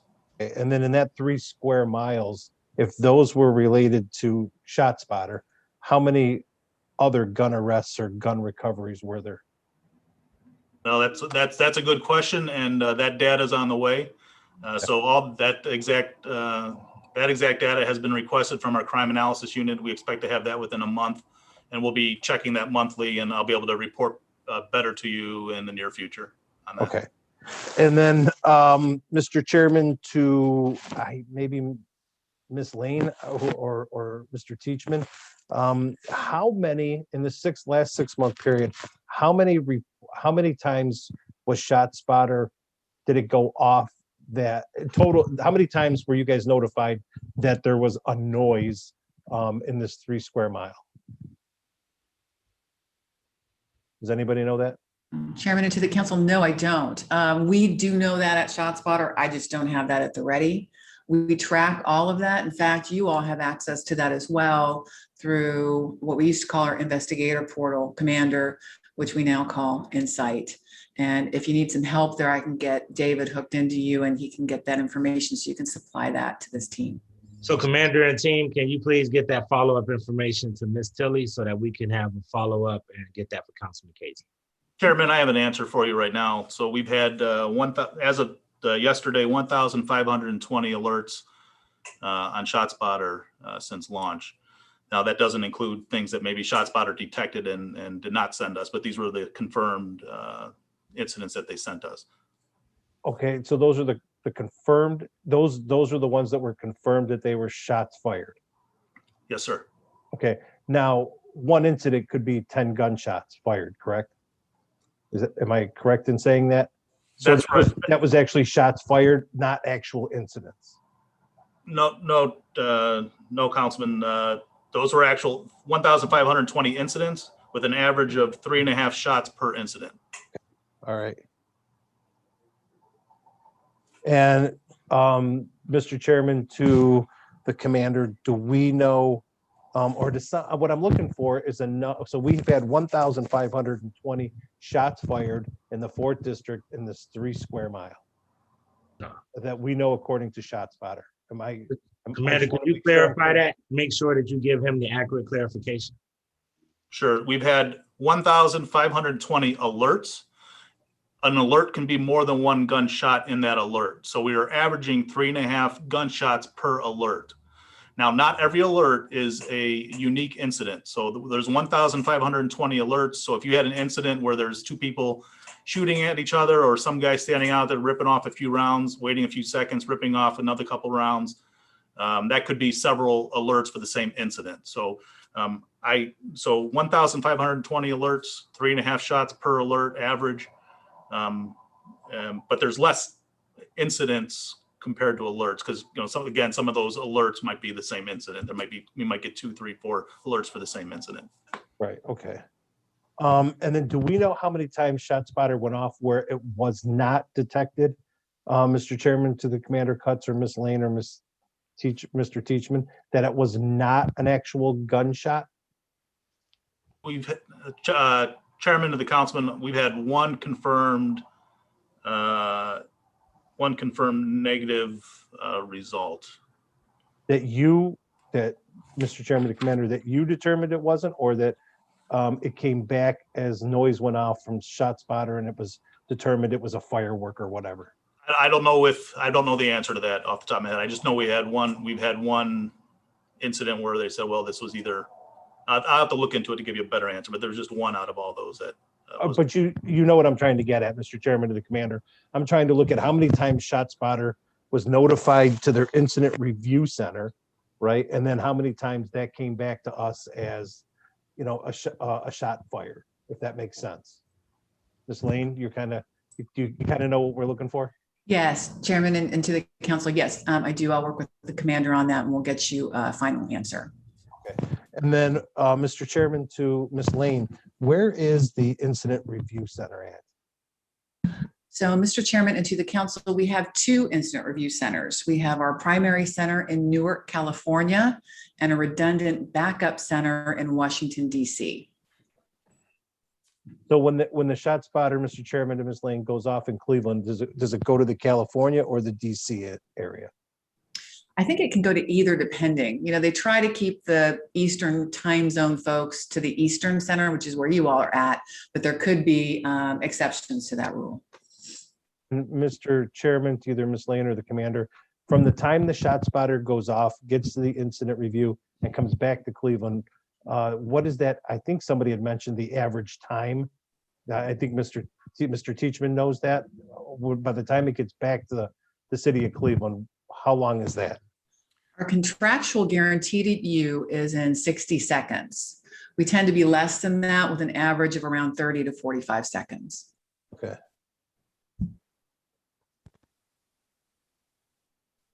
And to elaborate on that, the delay, what may take up to a minute, is in a multiple shooter, multiple gunshot incident.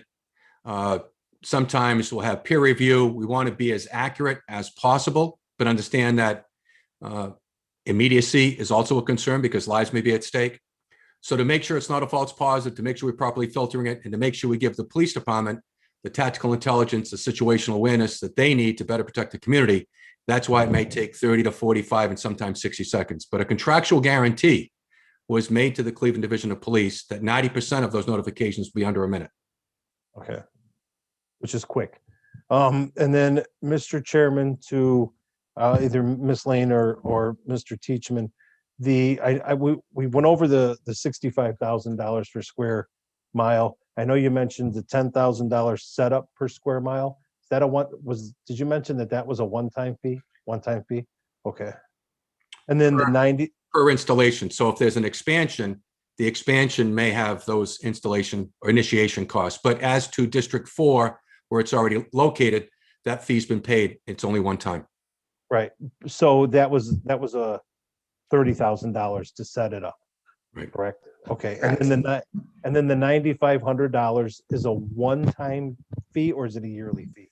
That's an annual subscription that you pay on its anniversary date of whenever that component went live. Okay. So that's annual as well. And for the sake of discussion, if I may, through you, Mr. Chairman, we call that an API, application program interface.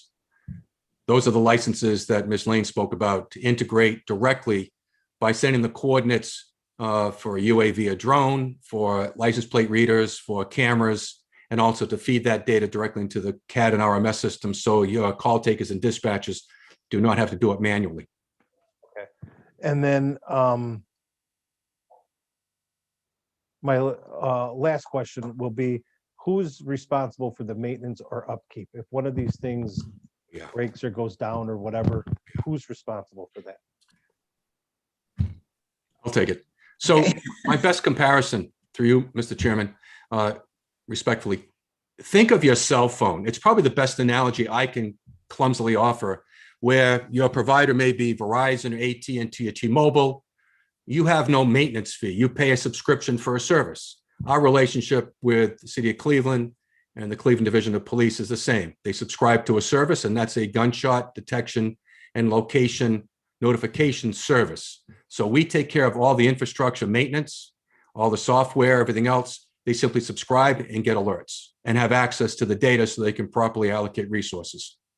Okay, and then Mr. Chairman to Mr. Teachman, then if something happens to one of those devices that are sitting on a utility pole, it breaks out, somebody hits the utility pole, it falls, whatever, you guys are the ones that replace it then. It's not a cost to the city. We constantly monitor the health of the array and replace. We built enough redundancy so we have some overbuilt so we can excuse maybe one or two, but as we see the array needs remediation, we immediately attend to it. Now, sometimes it's just a matter of rebooting it, but if, as you say, there's a structural damage to a pole and we lose that sensor, we pay attention to the system 24/7, 365 and immediately respond as needed. Okay. All right. Well, I'm looking forward to the information that was requested regarding the shots and how many were the questions that were asked. So I appreciate the information. Thank you very much, Mr. Chairman. Thank you, Councilman Casey. Councilwoman Jasmine Santana, and then we'll move on to the next segment. And, I'll be brief. Thank you, Chair Griffin. Good morning to my colleagues and CPD officers. I really appreciated the very positive presentation by Mr. Teachman. I love his accent, by the way. Through the chair and whoever could answer this, and this may be similar to what Councilman Casey was asking, but one of the most commonly highlighted weaknesses of the ShotSpotters technology is the number of false positives, like environmental noises that are mistakenly categorized as gunfire. Has this matter been improved? Chairman of the Councilwoman, again, I believe we've only had one false positive since launching the product, and we'll double check that, but only one that's been brought to my attention. Got it. And that false positive, is there an example of maybe that was it fireworks or? Do you know? Chairman of the Councilwoman, I don't know the answer to that right off the top of my head. Sorry. Okay, and through the chair and maybe someone from the CPD department, and in terms of building trust, you know, we know building trust is based on the response, based on the interaction with CPD and our residents. Do we have the capacity within the police department to respond sooner? I'm assuming that we're gonna have higher call volumes due to this technology. If I can tackle that at least initially, and then I'll have Commander Cutts kind of, because he's the expert on it right now, because it's in his area. But we have the capacity. Part of it is, again, is letting our officers know what we have, the technology itself, and then gearing them up. And Commander Cutts, again, can speak much more elaborate about it than I can.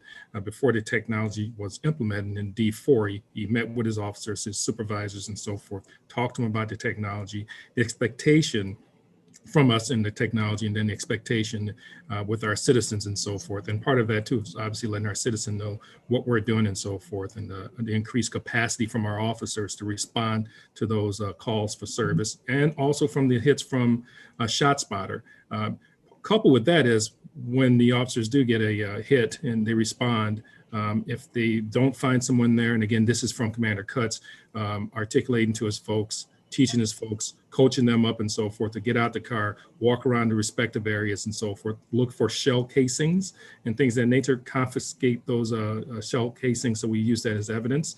And we have other technologies based on just shell casings, which we can get into another time. But Commander Cutts, again, can actually elaborate much more clearly than I can, because again, he's the expert on it. Brandon? Yes, Chief. So Chairman of the Councilwoman, Chief is right. We had training of all our officers. The expectations have been laid out about how we interact with this. We are watching the call volume, and you know, as the summer goes on and we expect activity to pick up, it's going to be something I'm paying attention to. Right now, we're handling it. We're seeing a large call volume increase and just a very small bump in response times, but so far so good. We'll be able to report out better after the summer of how it went down. It is something we have to consider if we're going to expand the system, no doubt. But as far as the community engagement piece, you know, they're doing a good job out there. My staff is going out the next day as well to do some touch-ups here and there for things that may have been missed, or for scenes that we think are particularly important to go back and visit and make another touch point with the community. So far, so good. Got it. Well, thank you, Commissioner and Chief Drummond. And so Chair, and I'll finish with this, and this is to the public, as you said, they are watching. There are some concerns about shot spotters.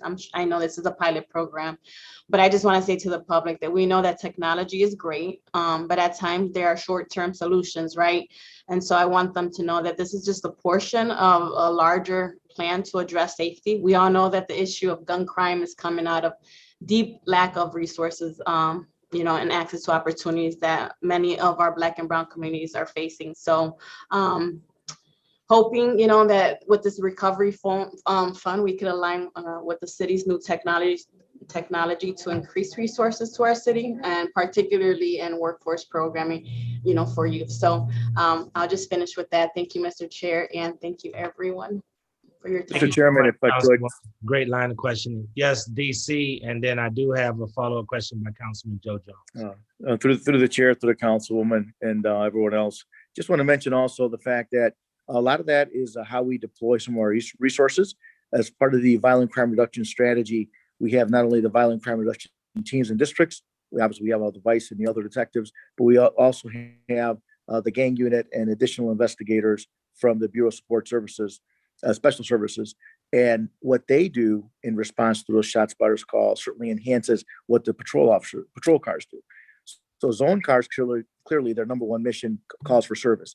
But in addition to that, we have a lot of investigators whose focus is violent crime reduction, gun suppression, who are out there, who are also alerted to these. So their response is much more timely, and it's also supported by additional camera feeds from the Real-Time Crime Center and some other resources, so that they are investigation starts quicker, and it is more comprehensive, and it's more effective. It's more focused thanks to the technology. But as I think it was Councilman Bashir Jones mentioned earlier, the community is our number one contributor, period. However, this technology does enhance our response, and we can identify a few cars per day that's their priority. We can look at investigators. We have other resources to respond to this technology without affecting the other calls for service. Thank you. Thank you so much. Councilman Joe Jones has a question. Thank you, Mr. Chairman, and certainly listening to the presentation earlier, and I had an opportunity to listen to this program back in 2018. And one of the things that we talked about back then when we had sessions was the cost of the system and having it there. I'm a fan. I believe it's a great system to have. Right now, one of our major issues that we're getting in our offices all the time in terms of complaints are, all of this gunfire. So at nighttime, there's gunfire in the day. Now it's gotten to a point where you're 24 hours gunfiring all over the place. And especially people notice it when they're at home and it's at nighttime and they're trying to sleep. And so I think this program is good. I don't think that this program is over policing. The police got a responsibility and a job, and their job and their responsibility is to protect and keep our community safe, serve us and protect us. And the taxpayers are paying for service. And, I've argued here at this table that we need more boots on the ground. We need more police visibility in our neighborhoods. And I'm for that. ShotSpotter. And if you could give us a breakdown, the commander had a testimony of all that, what was the process, how many shots were fired. And, I would like to have some kind of progress chart shows all of this statistic information. And if we can, we collected so far, as we've been utilizing the technologies just to really type to us, ascertain just how efficient and effective it's been. That would be great to get that. And then the second, Mr. Chairman, request for information would be for the size of the city of Cleveland, how much would that cost us to service all of the city of Cleveland? And again, what is that cost? And then if you can fundamentally break down what's driving that cost. Those things are very important.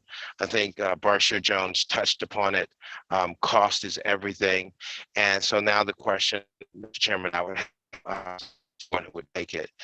What really is, and you can also submit the information in writing too, but what is really technically driving this cost? Is it you're the only game in town or the only company that's doing it? And that's what the issue is market driven, or what's the explanation on how much this is fundamentally costing and why is it so expensive? Commander, I know that two of those requests have been put in, but do you have a response for Councilman Jones? And Mr. Chairman, that'd also be the people who make it. They would know the cost as well. So Ms. Lane or Mr. Teachman, do you guys have any estimates? And let me just say this, to the councilman's point, Cleveland is about 82 square miles.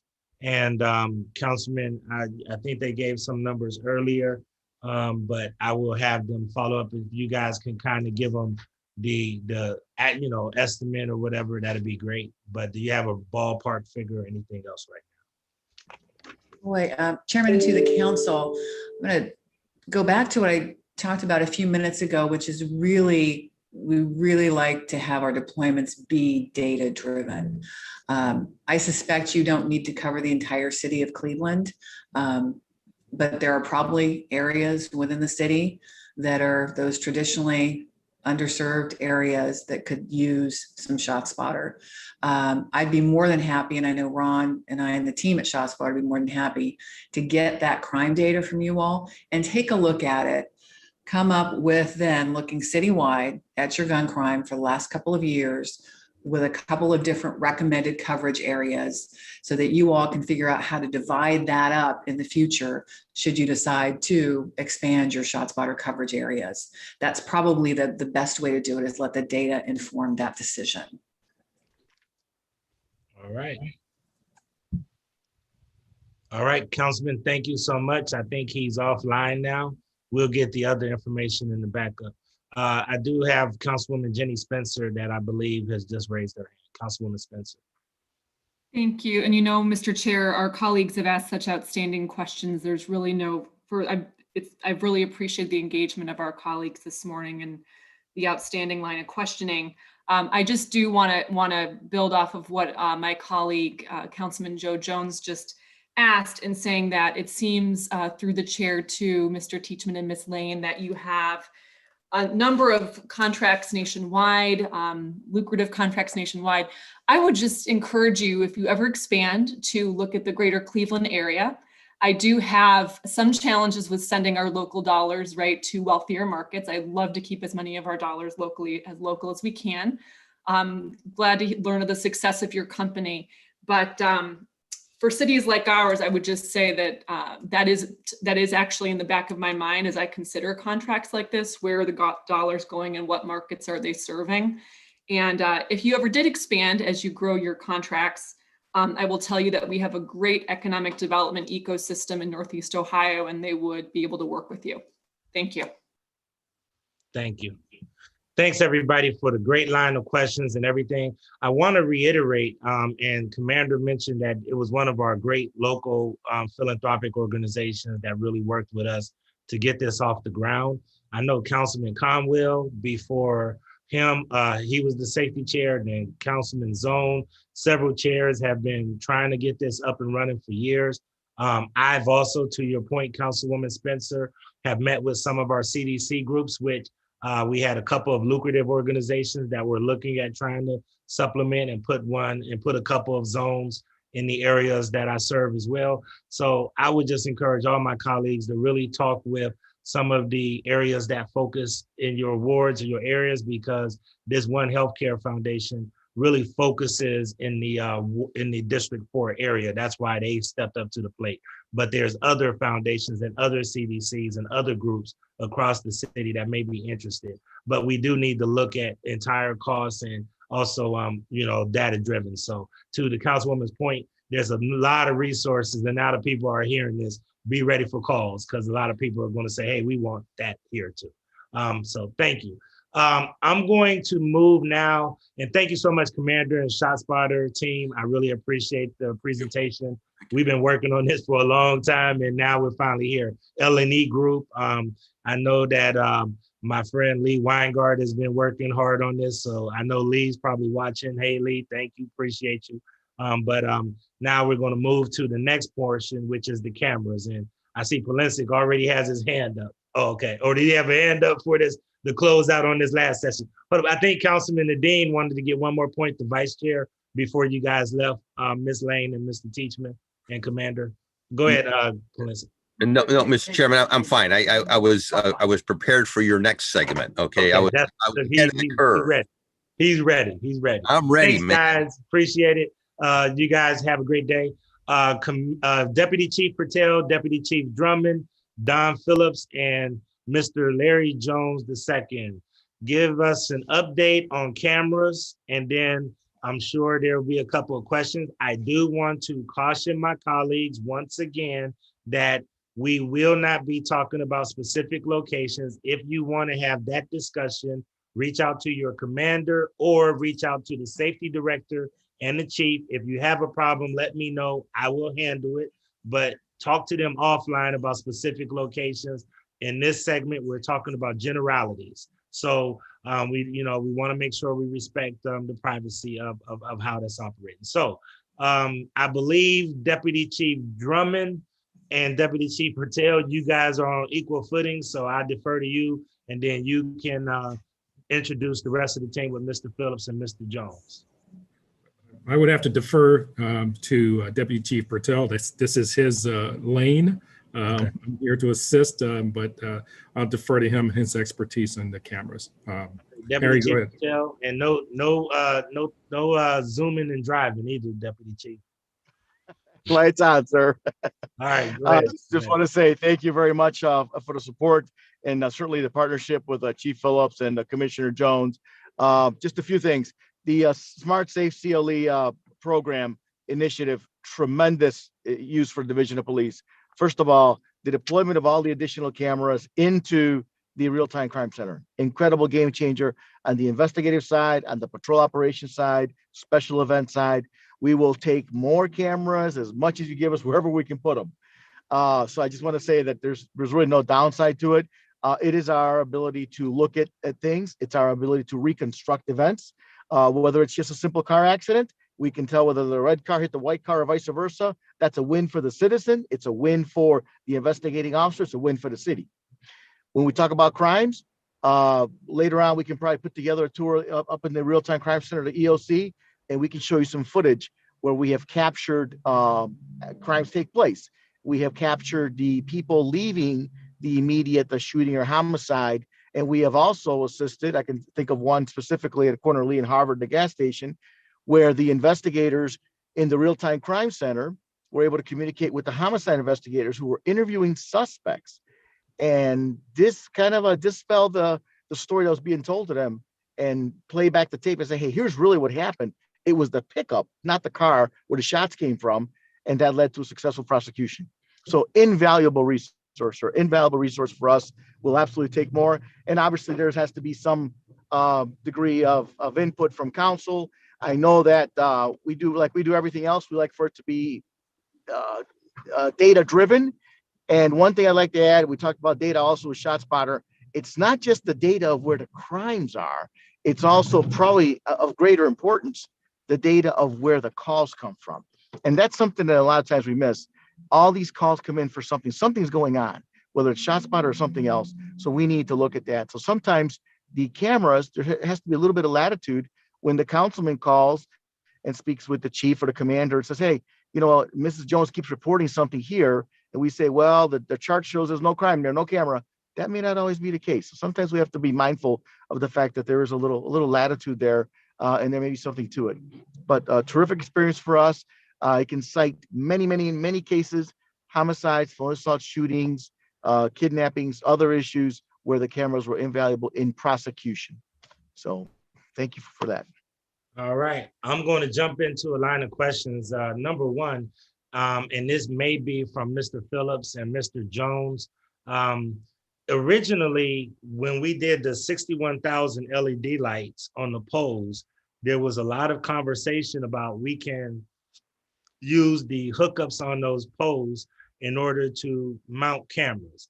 But then we were told that you had to use the recreation center or city buildings as infrastructure.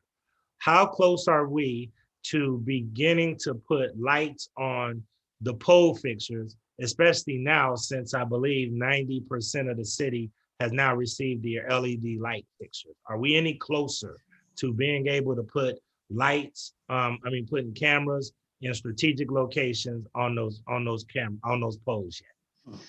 Good morning, Mr. Chairman. So the question really isn't about location of the cameras. It's really the location of how do you kind of use the infrastructure to record the cameras and get that information back to the real-time crime center. So initially the mayor's directive was for us to kind of secure those city assets, those parks and rec centers. And so that's why we started there. But they also had the built-in infrastructure in place already, where we could put something, a DVR to record the videos, and also so that we could use it for internet access. And so, a random pole somewhere doesn't have those resources. The light poles, and you're right, we replaced 61,000 light poles, but that's a different network. That's the public utilities network. And it's really not a data network, a video network. It's really more of information, lights on, lights off, dimming, usage, things of that nature. So it's not really designed to handle that kind of video. And plus it's a different network because of police networks have to be secured slightly differently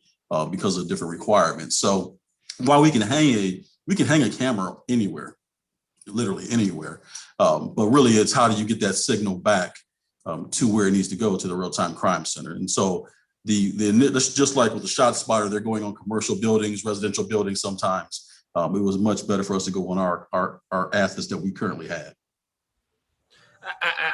And you know, Mr. Phillips, I appreciate that explanation, but I will tell you that we had rigorous discussion when those lights were going up. And one of the things that was told to us as this council was that there was going to be the capability of these poles to be able to host, you know, these cameras. And I understand your explanation, and you know, I understand what you're saying, but part of the investment was that we wanted to get as much usage of technology as possible. So I remember those discussions distinctly. And you know, granted, I'm not a technology buff. It may be others on council that are, but I do know I heard it clear that those cameras, that we can host those cameras on some of those poles. And that was some of the outrage that some of the my colleagues had when it was switched to we're only able to host it at rec centers or in the vicinity, or parks and in the vicinity. That doesn't cover business districts. That doesn't cover some of the hotspots that we need. So I'm really perplexed and really at a loss of words that, you know, we were told that we were going to be able to target some areas, and that's the reason why we gave so many locations. So I would sincerely make sure in the future that we have a clearer understanding and make sure that we drive that home, because that's the part of your frustration. And I'm just going to tell you, that's why I'm being very diplomatic, but that's probably the outrage of why you see so many of my colleagues so ticked off, because that was kind of what we were told. Understood. And so let me just to be clear, they aren't, the rec centers are just, you know, the edict was to make sure that we went around about 1,000 feet from the rec centers. But we also, again, we took into account all the crime data maps from the commanders in the districts, and we put that together. We laid all those things on top of each other. So it was, you know, what are the crime districts? What are the crime areas? What are the business districts? What are the hot areas? What are that 1,000 feet around the rec centers? And when we overlaid all that, and we meaning all that data from the police, it came together, and we were able to put those cameras up in those areas. And to be clear, the cameras are on poles. They are on utility poles. They're on utility poles, and they're on traffic poles as well. So they're definitely there. We're utilizing those poles. Those are our greatest assets when it came to putting up cameras. And so, you know, as the deputy chief talked about, Lee and Harvard, that's clearly a business district. We have cameras in those areas. So there was an overlap of all those different infrastructure areas and all those different, you know, categories of a business district or around a high crime area or around a rec center. So those things really did overlap for that first roughly about 1,100 to 1,200 cameras.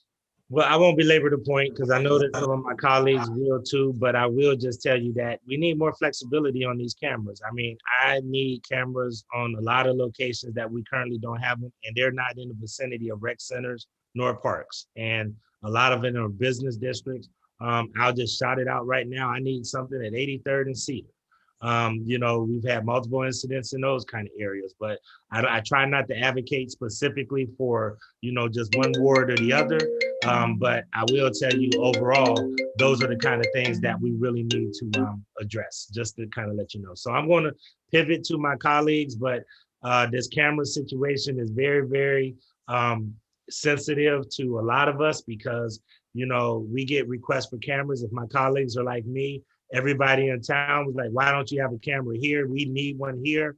And we're the ones on the front lines that, whether we like it or not, have to defend every decision that the city makes.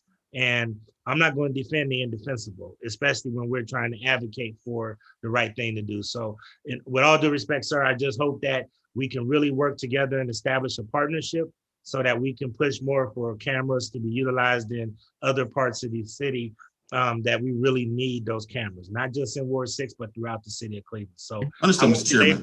I'll just basically leave it at that, okay? Yeah, and Mr. Chairman, and to be clear, you know, the location of the cameras is not, you know, that is you know, we've gotten all those requests. We gave them to the safety director and the police. You know, they work, you know, the commanders of those districts work with the, that's, you know, those locations are really a public safety police kind of finalize, they have to finalize the locations. And we get that, sir. And that's the reason why I want to make sure that I'm being very, very cordial, and I understand professionalism and I understand your job is the data part, but council needs some input on these cameras.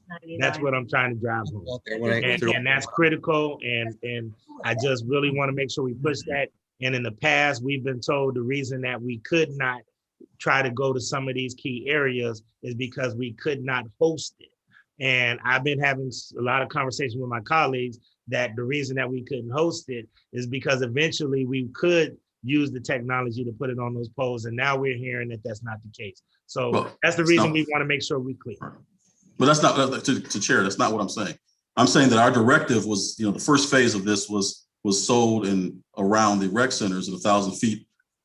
But it was overlaid with the crime data. It was overlaid with the business districts. It was overlaid with input from the commanders. And again, that's where that first phase was. All the requests that have come in for the additional cameras have been given to public safety and have been compiled by public safety for, whenever that next phase happens, so that those are taken into account. And those were done by, each one of those were given from the council person. The commander, is my understanding, the commander in that district worked with them to figure out exactly those locations and validate those locations. So all that is, is that if, those commanders should be working with those councilmen in those areas for those additional. No problem, and I appreciate that. I just want to, my job is to be a barometer for my colleagues as well as a barometer for the public. And the public is tired of excuses, and quite frankly, my colleagues who also represent the public are tired for excuses because we want more cameras in a lot of these different areas, and we know it's going to be a second phase. So I'm looking forward to working closely with you guys. I just have to make sure that I state that because as safety chair, I hear my colleagues, I hear the public. And Mr. Phillips, I know that this is more appropriate for DC Patel and Mr. Drummond, but we'll figure that out. But for time's sake, I am going to pivot to Councilman Polisic, as well as after that, Councilwoman Spencer. But I really do want to work closely and have collaboration with you guys on these cameras because it's a very important topic to my colleagues and myself. Councilman Polisic, and then Councilwoman Jenny Spencer. Unmute yourself, Councilman. Thank you, Mr. Chairman. And I want to concur with you. This is one of the most freaking frustrating things that I've had to deal with this city are these cameras. And I think you've been very diplomatic and very polite, but I'm not going to be, because we were asked. I know what we were told at the table. And the chairman just outlined exactly what we were told at the table as pertains to with the LED systems and everything else. So this has been a constant case of bait and switch. We're told one thing and then something else transpired. Now, I took this request very serious from the administration. I worked with my commander. I worked with our local development corporation. I worked with our our neighborhood safety liaison, who works for the Development Corporation, former CPD officer, Greg Pollard. We put together a list between the three of us. We put that list together. We were asked to do that. We were all asked, council members were asked to put together a list. And I believe all of my colleagues did that. I know I did that. I concurred with Commander Morris, submitted it. And out of that list, I think maybe three cameras went up out of that list. And I submitted, I believe it was 53. I think most members submitted 53 based on the numbers. I think it was 1,100 cameras, something of that nature. So we all submitted a certain number. Then we're told, well, then now it had to go around rec centers. We were never told that, Mr. Chairman, initially. You know that. We were never told that. Then we're told that there's certain areas of because they lack the antennas or apparatus. And then, I'm looking like at the 5th District Police Station. There's a big tower there. There's a big tower at the Nottingham Water Plant. There's a tower at Baldwin. At all the water facilities, there's towers. I could not understand. Again, we're told one thing and then something else happens. I can think of a half dozen violent crimes that have taken place in the 5th District. Had the cameras been there that we had requested, we would have been able to identify the perpetrator or go a long way in identifying the perpetrator on those locations. But those cameras never went up. I'm asked repeatedly by residents, by businesses alike, Councilman, why aren't the cameras going up? We were told the cameras are going to be going up in our neighborhood. So then as it pertains to the meetings, Mr. Chairman, I asked repeatedly for a meeting. Never happened. It was like I was blowing in the wind. It never happened. So, I'm frustrated. I'm angry because this is a clear-cut case again, where the council is just totally disrespected. And this is becoming a recurring theme around here. The council is disrespected. Individual members are disrespected, and our citizens are ultimately, because we're all here advocating on behalf of our citizens. I don't get it. I just don't get it. I mean, there's cameras all over downtown.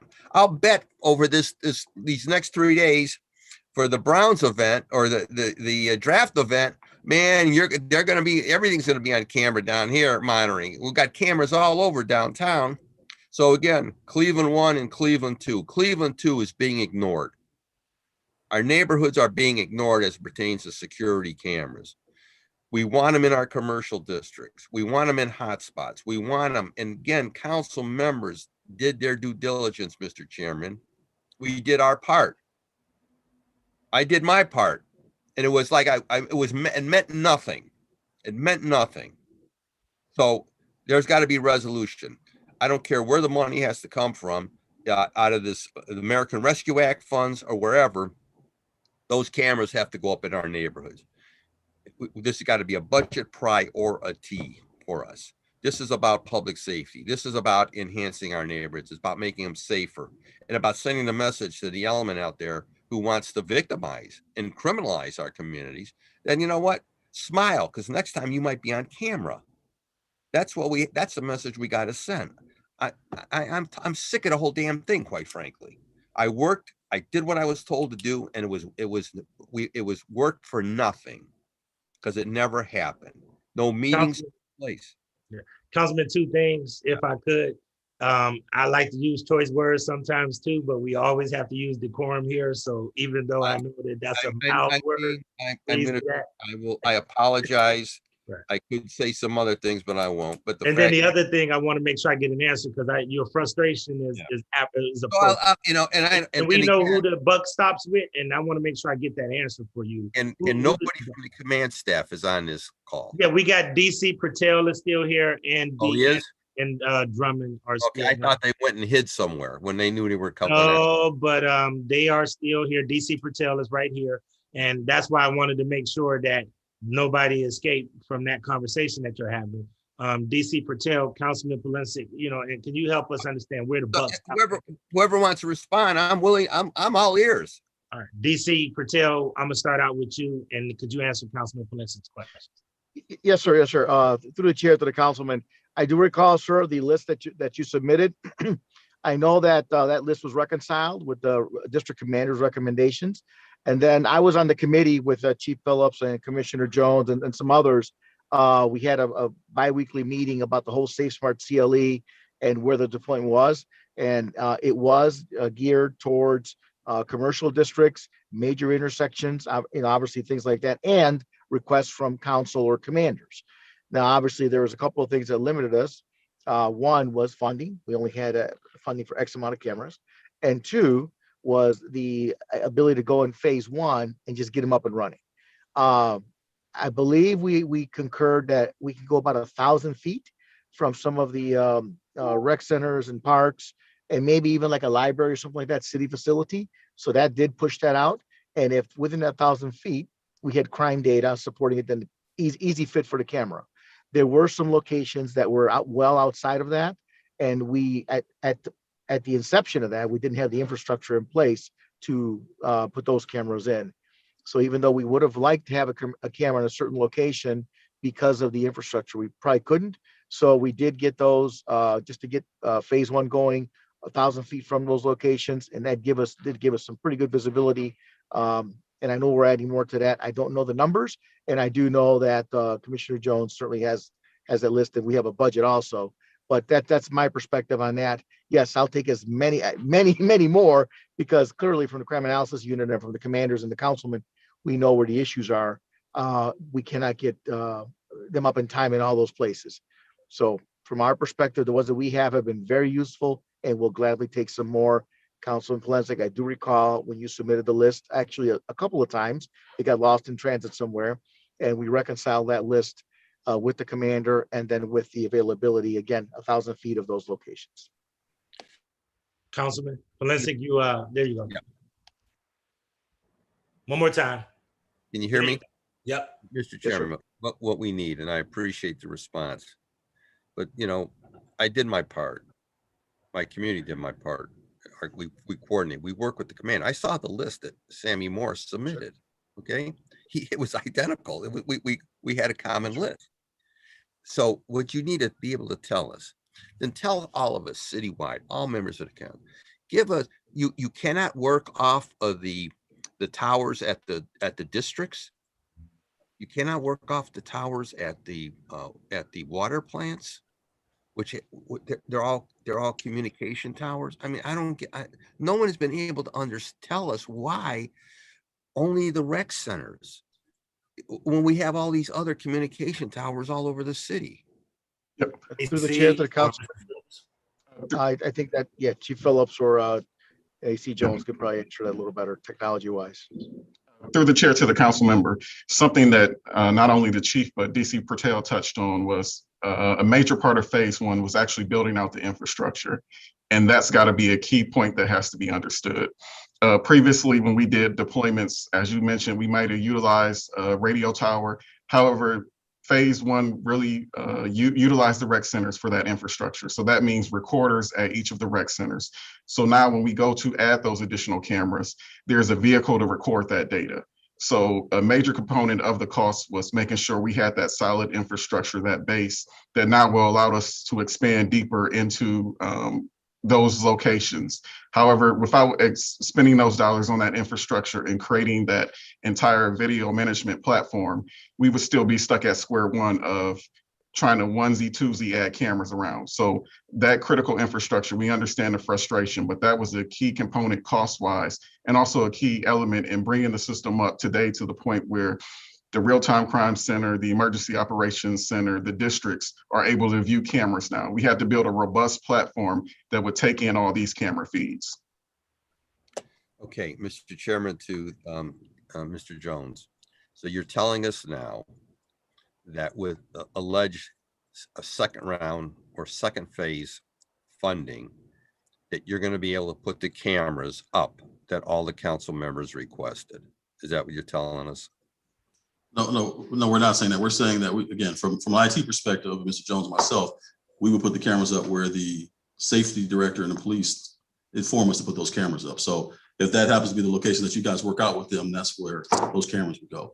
Our current second phase, I'm sorry, through the chair, our current second phase that we're working on right now, just so you know, is we're actually looking at our partnerships. So we're mapping all the cameras for our major partners like RTA, like some other major partners in the city, the Brown Stadium, things like that, to find out where these cameras already exist, other cameras already exist, so we don't have duplicates. And we're taking those feeds from major partners, as well as we've been instructed to kind of look at the intersections of all the highways in the city of Cleveland. So, but with that, when the funding, if there's another funding round, again, we'll take those directions from public safety, and whatever that final list is from public safety, that's where those cameras go. So, okay, so can I just as a follow up to that point, this is what I'm going to ask if you could give to the councilman's point, because I'm confused.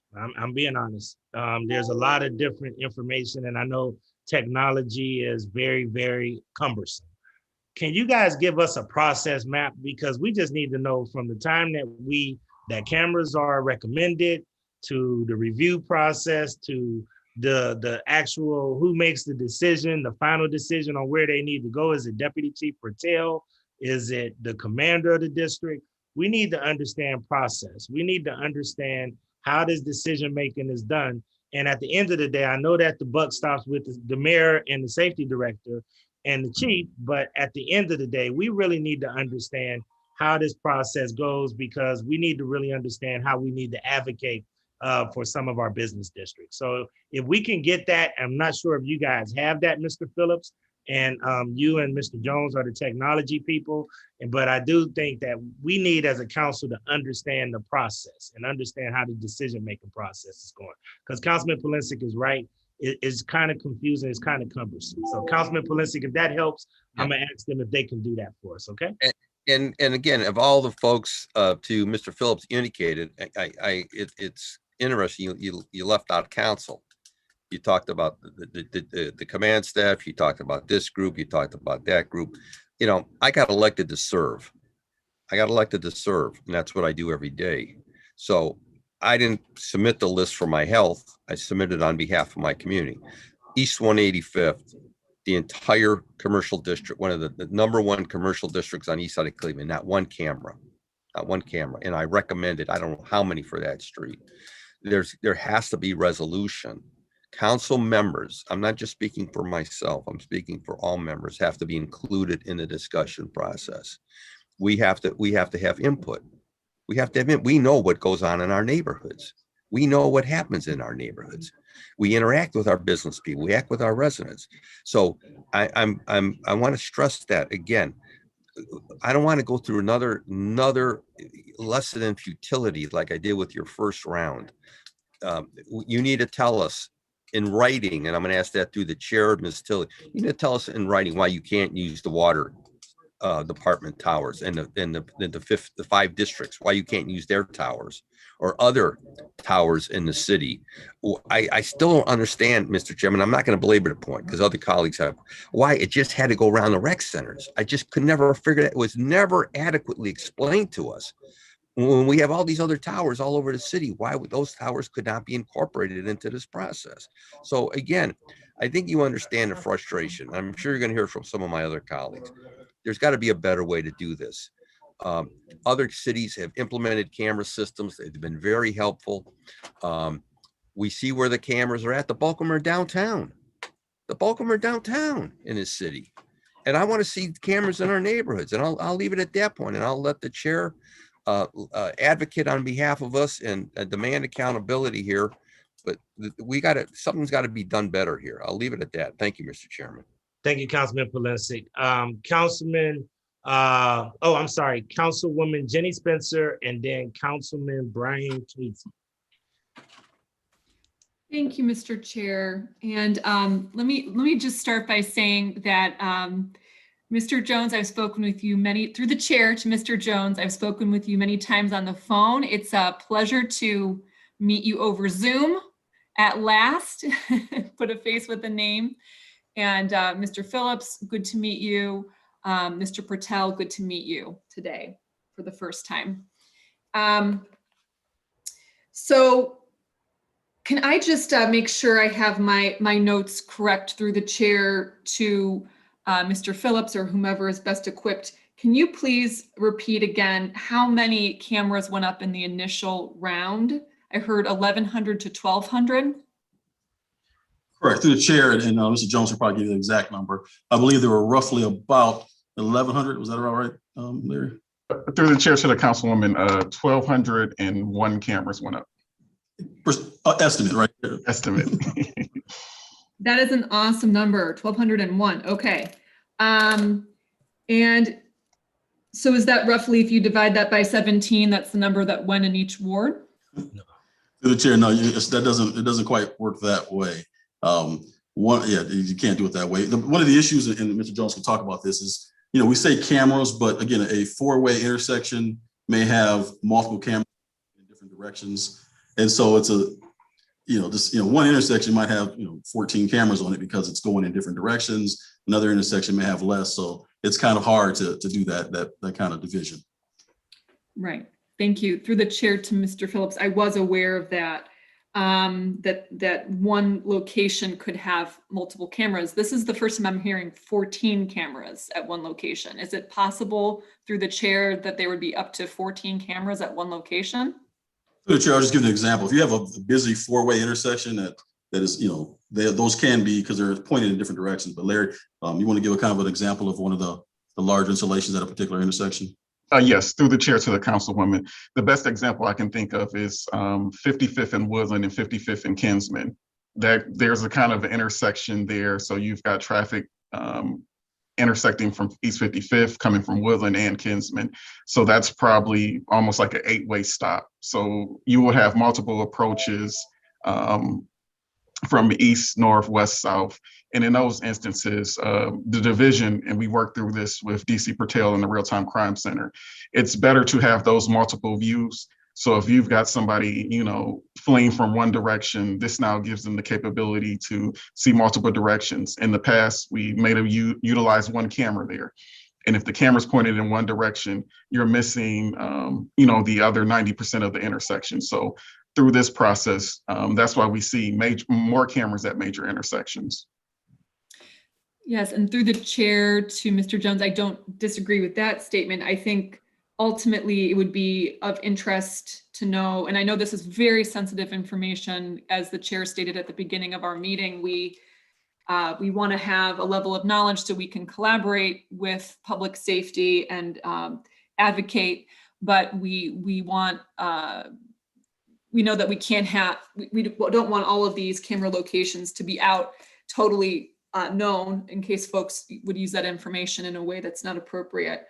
However, it would be helpful to know if you have 1,201 cameras, how many actual locations have coverage? It's almost like, where do we actually have coverage? Because that still is a little fuzzy in my mind, although I do have information about Ward 15 that Mr. Jones sent to me, which I appreciated. So I wanted to ask about this second phase was mentioned. Can we learn a little more through the chair about the second phase, what you're describing as the second phase?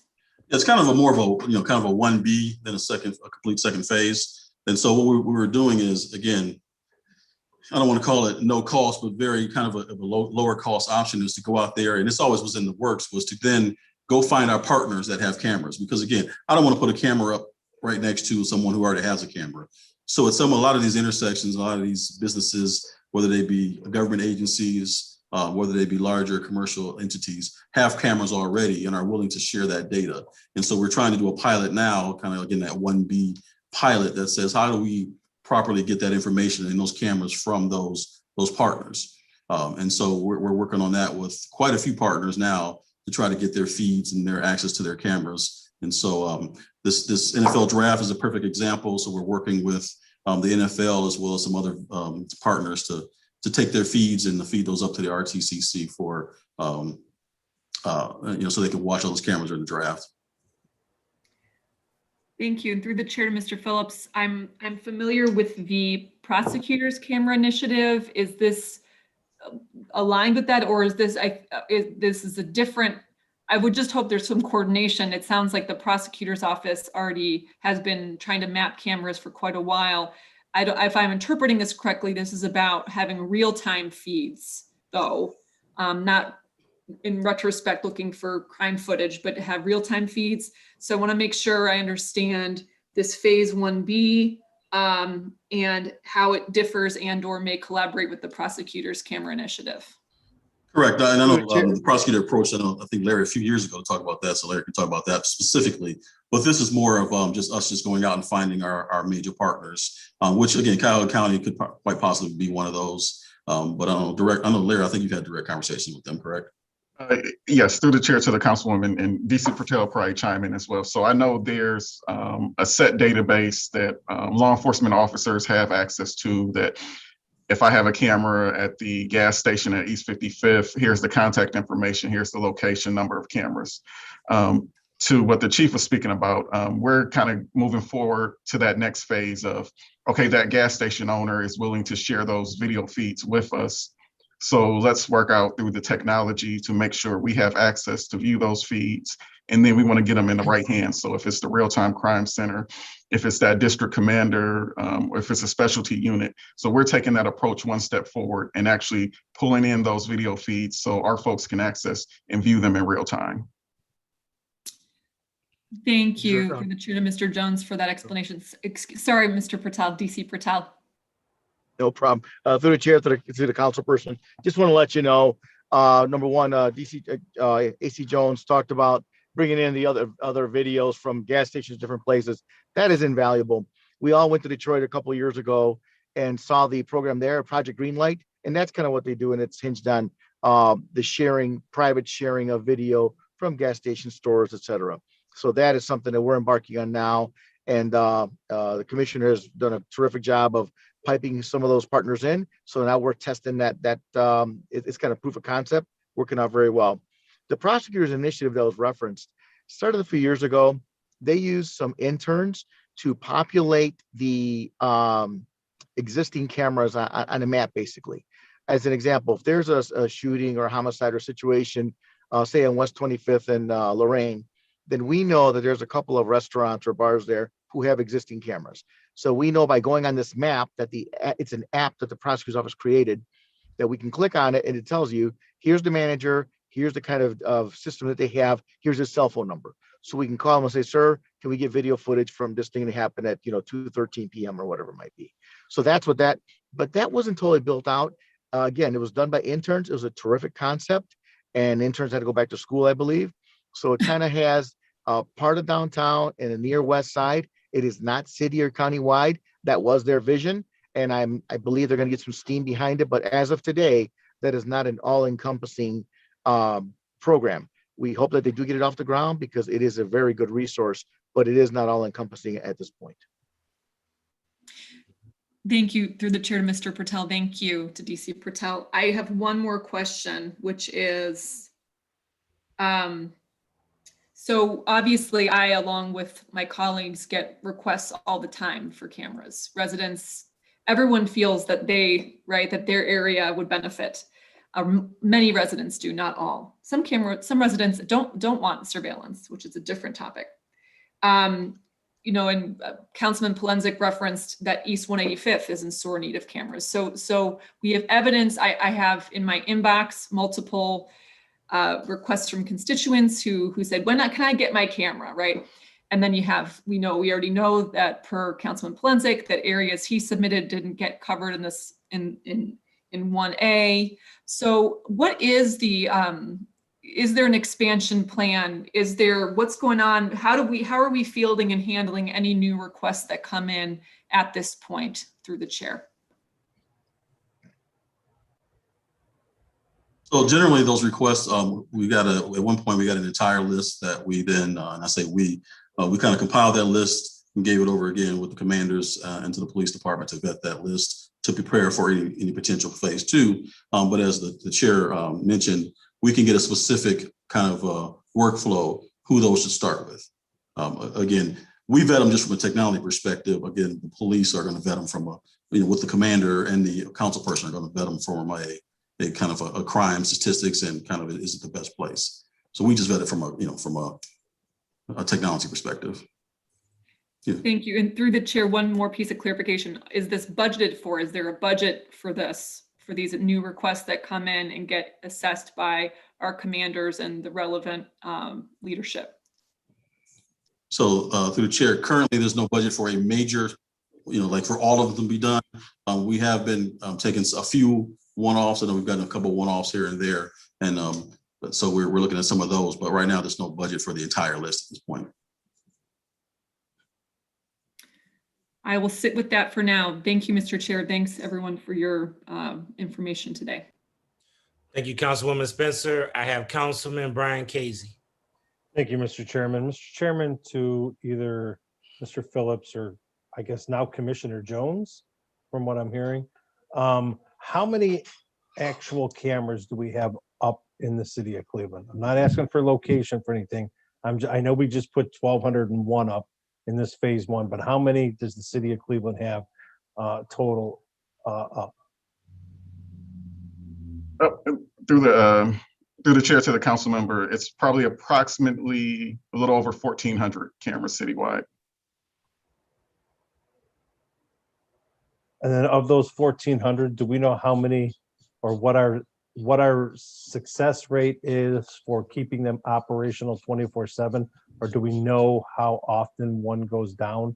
Or do we know if one goes down, the average length of time it takes to repair it, get it back up and operational? Through the chair to the council members. So we've done a couple things, thanks to the help of the administration. So one is we actually hired a video analyst. So their whole job is dedicated to the camera program, the camera system. The other thing is we actually took advantage of software monitoring tools. So now we've tied every camera, every wireless radio, every recorder into a software monitoring tool. So we have a team that gets an email every time a device goes down. The other thing is our video management system also has a monitoring solution. So it will tell you in real time if a camera goes down, if the server is unreachable. The other thing is we have a maintenance contract in place. So we not only have a maintenance vendor who does break fix, but we have them on call if there's any emergencies. They also do real-time monitoring of the system and the health of the camera network. And the last thing, but probably is most importantly, as DC Patel mentioned, with the Real-Time Crime Center, we have folks who are dedicated to that unit and they're looking at cameras real time, almost 24 hours a day. So that is an invaluable tool, just having them, eyes are always on the cameras. So in the past, before the Real-Time Crime Center, you may have had a lapse where if it wasn't a special event, you know, cameras may not have always been viewed.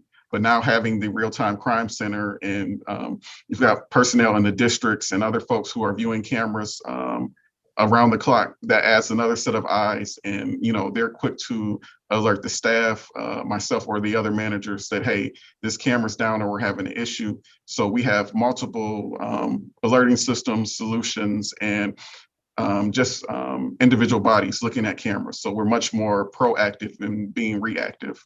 Okay. So, Mr. Chairman and Mr. Jones, I would assume that if a camera goes down, it's relatively quick that we get it back up and operational, seeing how the system tells us that it's down. Through the chair, correct. Unless it's a major manufacturer issue where we've got to send that camera out and we're either waiting for a spare or something, but typically we are quickly able to go through our troubleshooting steps and assess what's the next steps. Okay. And then, Mr. Chairman and Mr. Jones, because you mentioned that, do we have any backup cameras for when they do go down? Like you said, if one goes down, do we have some that we could just replace until that gets repaired? Through the chair to the councilman, correct. So that's just part of our maintenance strategy. So the maintenance vendor will first go out, troubleshoot to see if they can get the camera up. If they can't, we do have spare equipment. We like to keep those spares recycled, but it's a just-in-time model of inventory. So we don't, hold 60, cameras for the event of something happens, but we keep enough spares where we're able to do hot swaps. Okay. And then with the 1,201 cameras that went up in phase 1, and now you're saying phase 1B, how many again were you expecting to put up in phase 1B? Well, through the chair, we're not sure yet because it's really a pilot. Okay.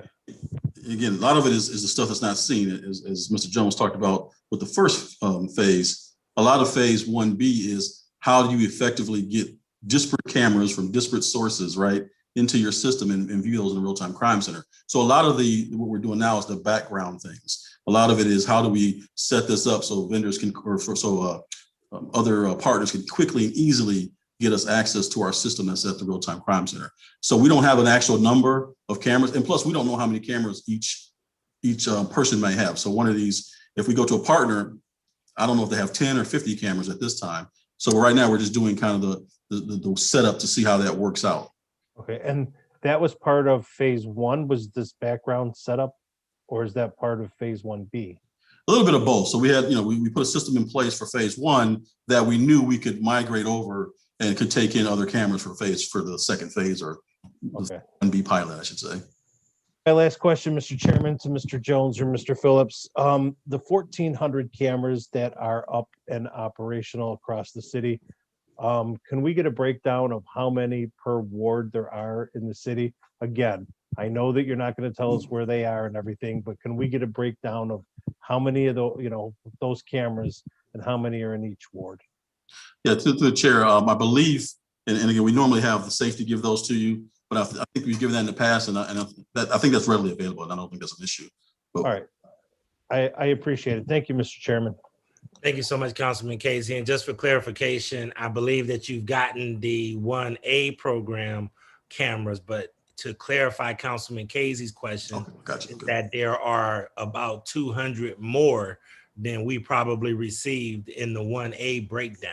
So it would be good to also have the other 200 or so to understand where they're located too. Is that okay, Councilman Casey? Yeah, all I'm looking for is the number of cameras in each ward. And when we get that, it should come up to roughly 1,400.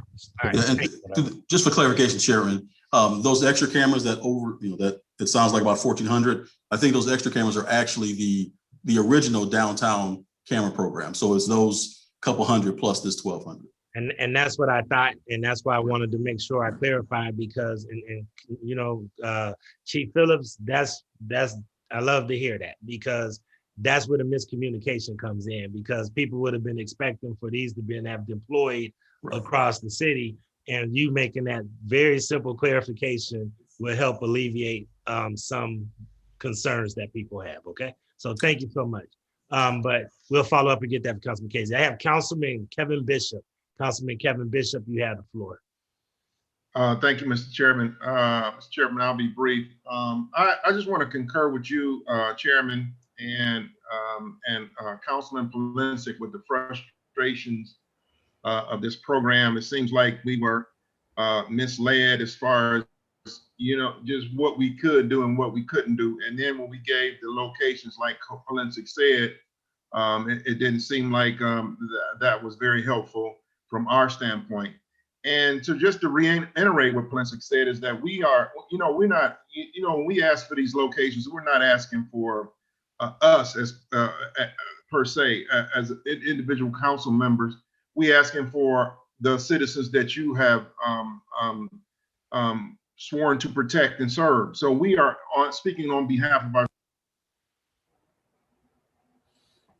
Councilman Bishop, you froze. Okay, go ahead. There you go. My phrasing, it's a real frustrating to try to get involved in this process and advocate for our citizens when we get no traction. But the main thing I want to ask is that my cameras that I have in my community, I've requested several times for footage and on incidents that happened to my citizens. And I have not been able to get any kind of answers or any kind of feedback from the Real-Time Crime Center through my district commander. I have not been able to get any kind of feedback to resolve those issues that my residents have brought forth when they were attacked. It was I had a few residents that was attacked right up under a camera, and I was unable to get the footage, and I was unable to get an answer to them, to my citizens. Can you respond to that? DC Patel. Through the chair, through the councilman, without knowing specifics, sir, the Real-Time Crime Center is in support of investigators and patrol operations. I don't know if their function is to provide footage outside of that. However, if you did speak with the district commander, or if there is an investigator assigned to that case, we would supply whatever video footage we have to them, because that's their function. And normally, if they're open, they do it in real time. If not, at the very next shift. That way there's not the possibility of the video being lost or overwritten or something like that. If we get notified of a crime that's happened 2 months ago, then that video may no longer be available. If a camera, like we mentioned earlier, is pointed in a different direction, we may have not captured that. But to your point, sir, we should inform certainly the citizen or yourself who says, hey, I was assaulted under that camera. We should inform them, you know what, the camera was pointed in the opposite direction for whatever reason, so we didn't capture it. We should be transparent in that. But as far as the footage being released, the Real-Time Crime Center researches that, captures that, and provides it to the investigating officer, whether it be a district investigator or investigator from the homicide unit, the gang unit, one of our other investigative units. Okay, Mr. Chairman, can I request that we get the procedures to get, if we have a situation where we want to make a request about a particular incident or a particular date. On that point, Mr. Chairman. Yeah, hold on 1 second, Councilman Jones. I'll give you a point in 1 second. Councilman Bishop is still finishing his statement. Yeah, ahead, Councilman Bishop. If we can get clarification in writing, our procedures and our steps that we have to take to get feedback from our cameras in our ward. And thank you. I'll end there, Mr. Chairman. Okay. All right, so Councilman Jones, I'm just going to give you the floor because Councilman Bishop ended. But to Councilman Bishop's point, in that workflow that we're going to get from you guys, Chief and Assistant Chief Jones and C, whatever your name is, Mr. Phillips, and Mr. Patel, can y'all put that in the workflow that you guys are going to send us? Because Councilman Bishop is right. I don't want council people trying to do public requests. And if I'm not mistaken, as long as somebody did a public request, this stuff will be released. And council people get these kind of questions asked regularly. So we need to understand the policy around it. So if you could put that in the workflow that we're doing. Councilman Jones, I'm just going to give you the floor because you're the last point, and I'm just going to give you the floor. So you're up, sir. Thank you, Mr. Chairman. I'm going to be brief, so I'm not going to hold the committee long on. I got information requests. My first, and I'm going to defer to the point and then come back at that at the end. The first request of information is how are the phases of the installation of these cameras, and what are the costs? You know, because I know that the council expenditure $42 million for this, and I wanted to know how much is remaining, and if it's all been spent, how much is the estimated cost of doing phase 2? Can you give us that accurate amount? Did we get I want to make sure that Right. we get both of those for Councilman Jones. The accurate amount that we have spent, how much is left over? And clarify is what else is it, Councilman Jones, on it? And the next question would be, if whatever's been spent in phase 1, part A, part B, or however they got that set up, you know, just what's been totally spent in that session. And then what is, if any, possible left over? And would there be another request for council to start phase 2? Because in the testimony I was told, I heard that, you know, they ran out of money. So then, okay, so then how much money will it take to get to phase 2 on this, right? And then the next question would be, Mr. Chairman, is to Mrs. Ann Tilley. The request would be also how much money was spent, you know, for the installation of the utility lights. If she can break that out. And then if there's a real breakdown towards ward installation and cost, then I would like to know, Mr. Chairman, how much was the total cost for the installation of the lights that was installed in Ward 1? And number 2, the cost for the camera installation in Ward 1. Ms. Tilley, do you have those information requests from Councilman Jones? And please make sure you loop me in to all of those correspondences so that if I have any follow-up, Mr. Phillips and Assistant Director Jones. Thank you so much. And then, Mr. Chairman, I would. No, I yield. Someone was speaking, Mr. Chairman. I'm sorry, that $42 million was the entire LED project and cameras. Right. Those were two separate projects, and we can break that down for you. That was part of I think bonds were sold for those several years ago. So we can break that down for you. Right. If you could do that, you know, relatively, if you could get it to me quickly, that would be great. Because I'm putting a piece on my newsletter to talk about the investment of the, you know, and how we that's on getting this neighborhood. So that would be the next thing would be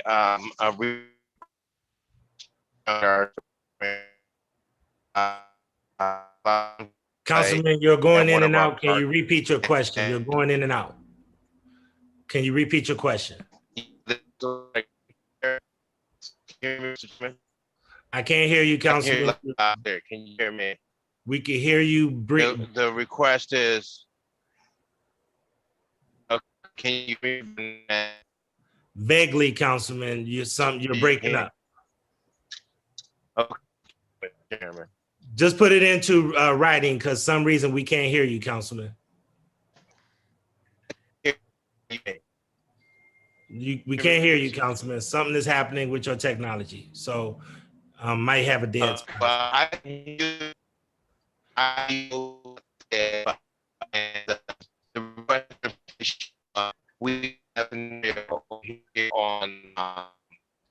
Councilman, my apologies. We can't hear you. So we can't hear you. Something is going on with your technical side. So just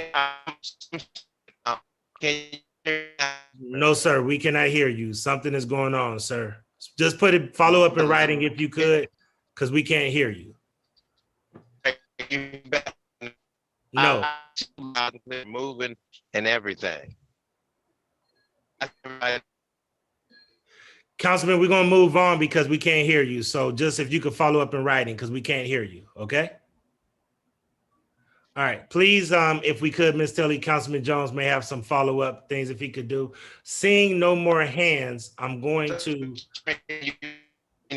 Councilman, we can't hear you. If you could just follow up in writing because we can't hear you. Okay. So seeing no more questions after Councilman Jones, I'm going to adjourn. I just want to make it clear, if we could, before I adjourn the meeting, to Mr. Phillips and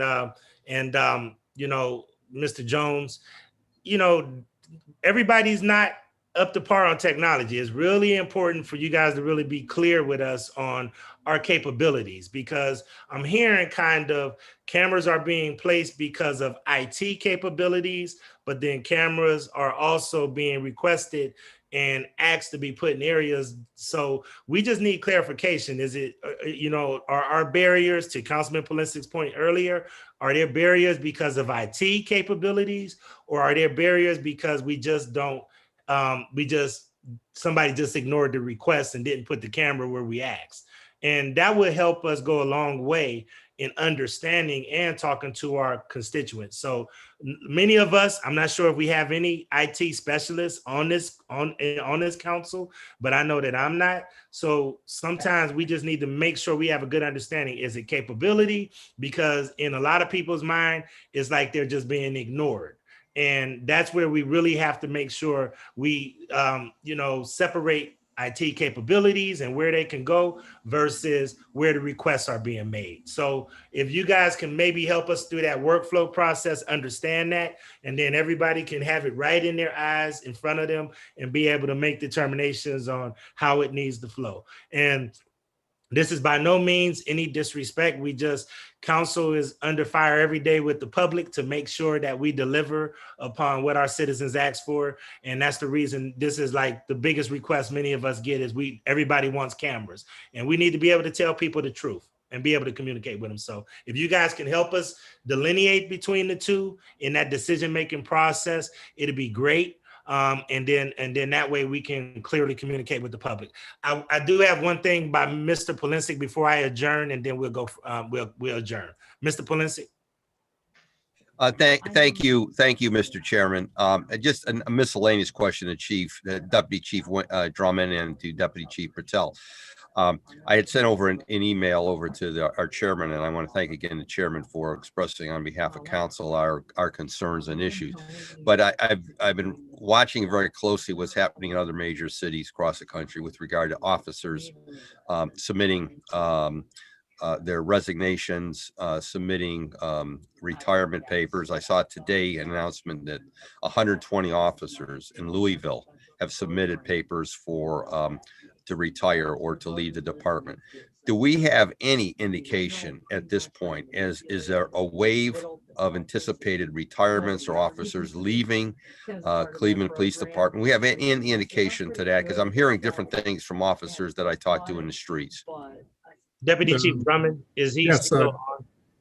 Yes, can you hear me okay? Yeah, we can hear you, sir. To the chair, Councilman, we don't have any indication, Councilman Polinsik, relative to your question. If we have a mass of retirements or anything like that, we do have the current to date information of either officers resigning, retiring, and so forth, and get that information to you. But we do not have any indication that we are going to have a mass exodus of our officers. Okay, well, and I appreciate whatever you could supply the chair and supply us. I'd like to know as of is up to date as possible as how many officers have left CPD from January 1st. I certainly would appreciate that. Thank you, Mr. Chairman. Thank you, Councilman Polinsik. Hearing no more questions, I am going to adjourn this safety committee meeting. And thank you guys for the robust information. Appreciate all that you guys do, and look forward to talking to you the next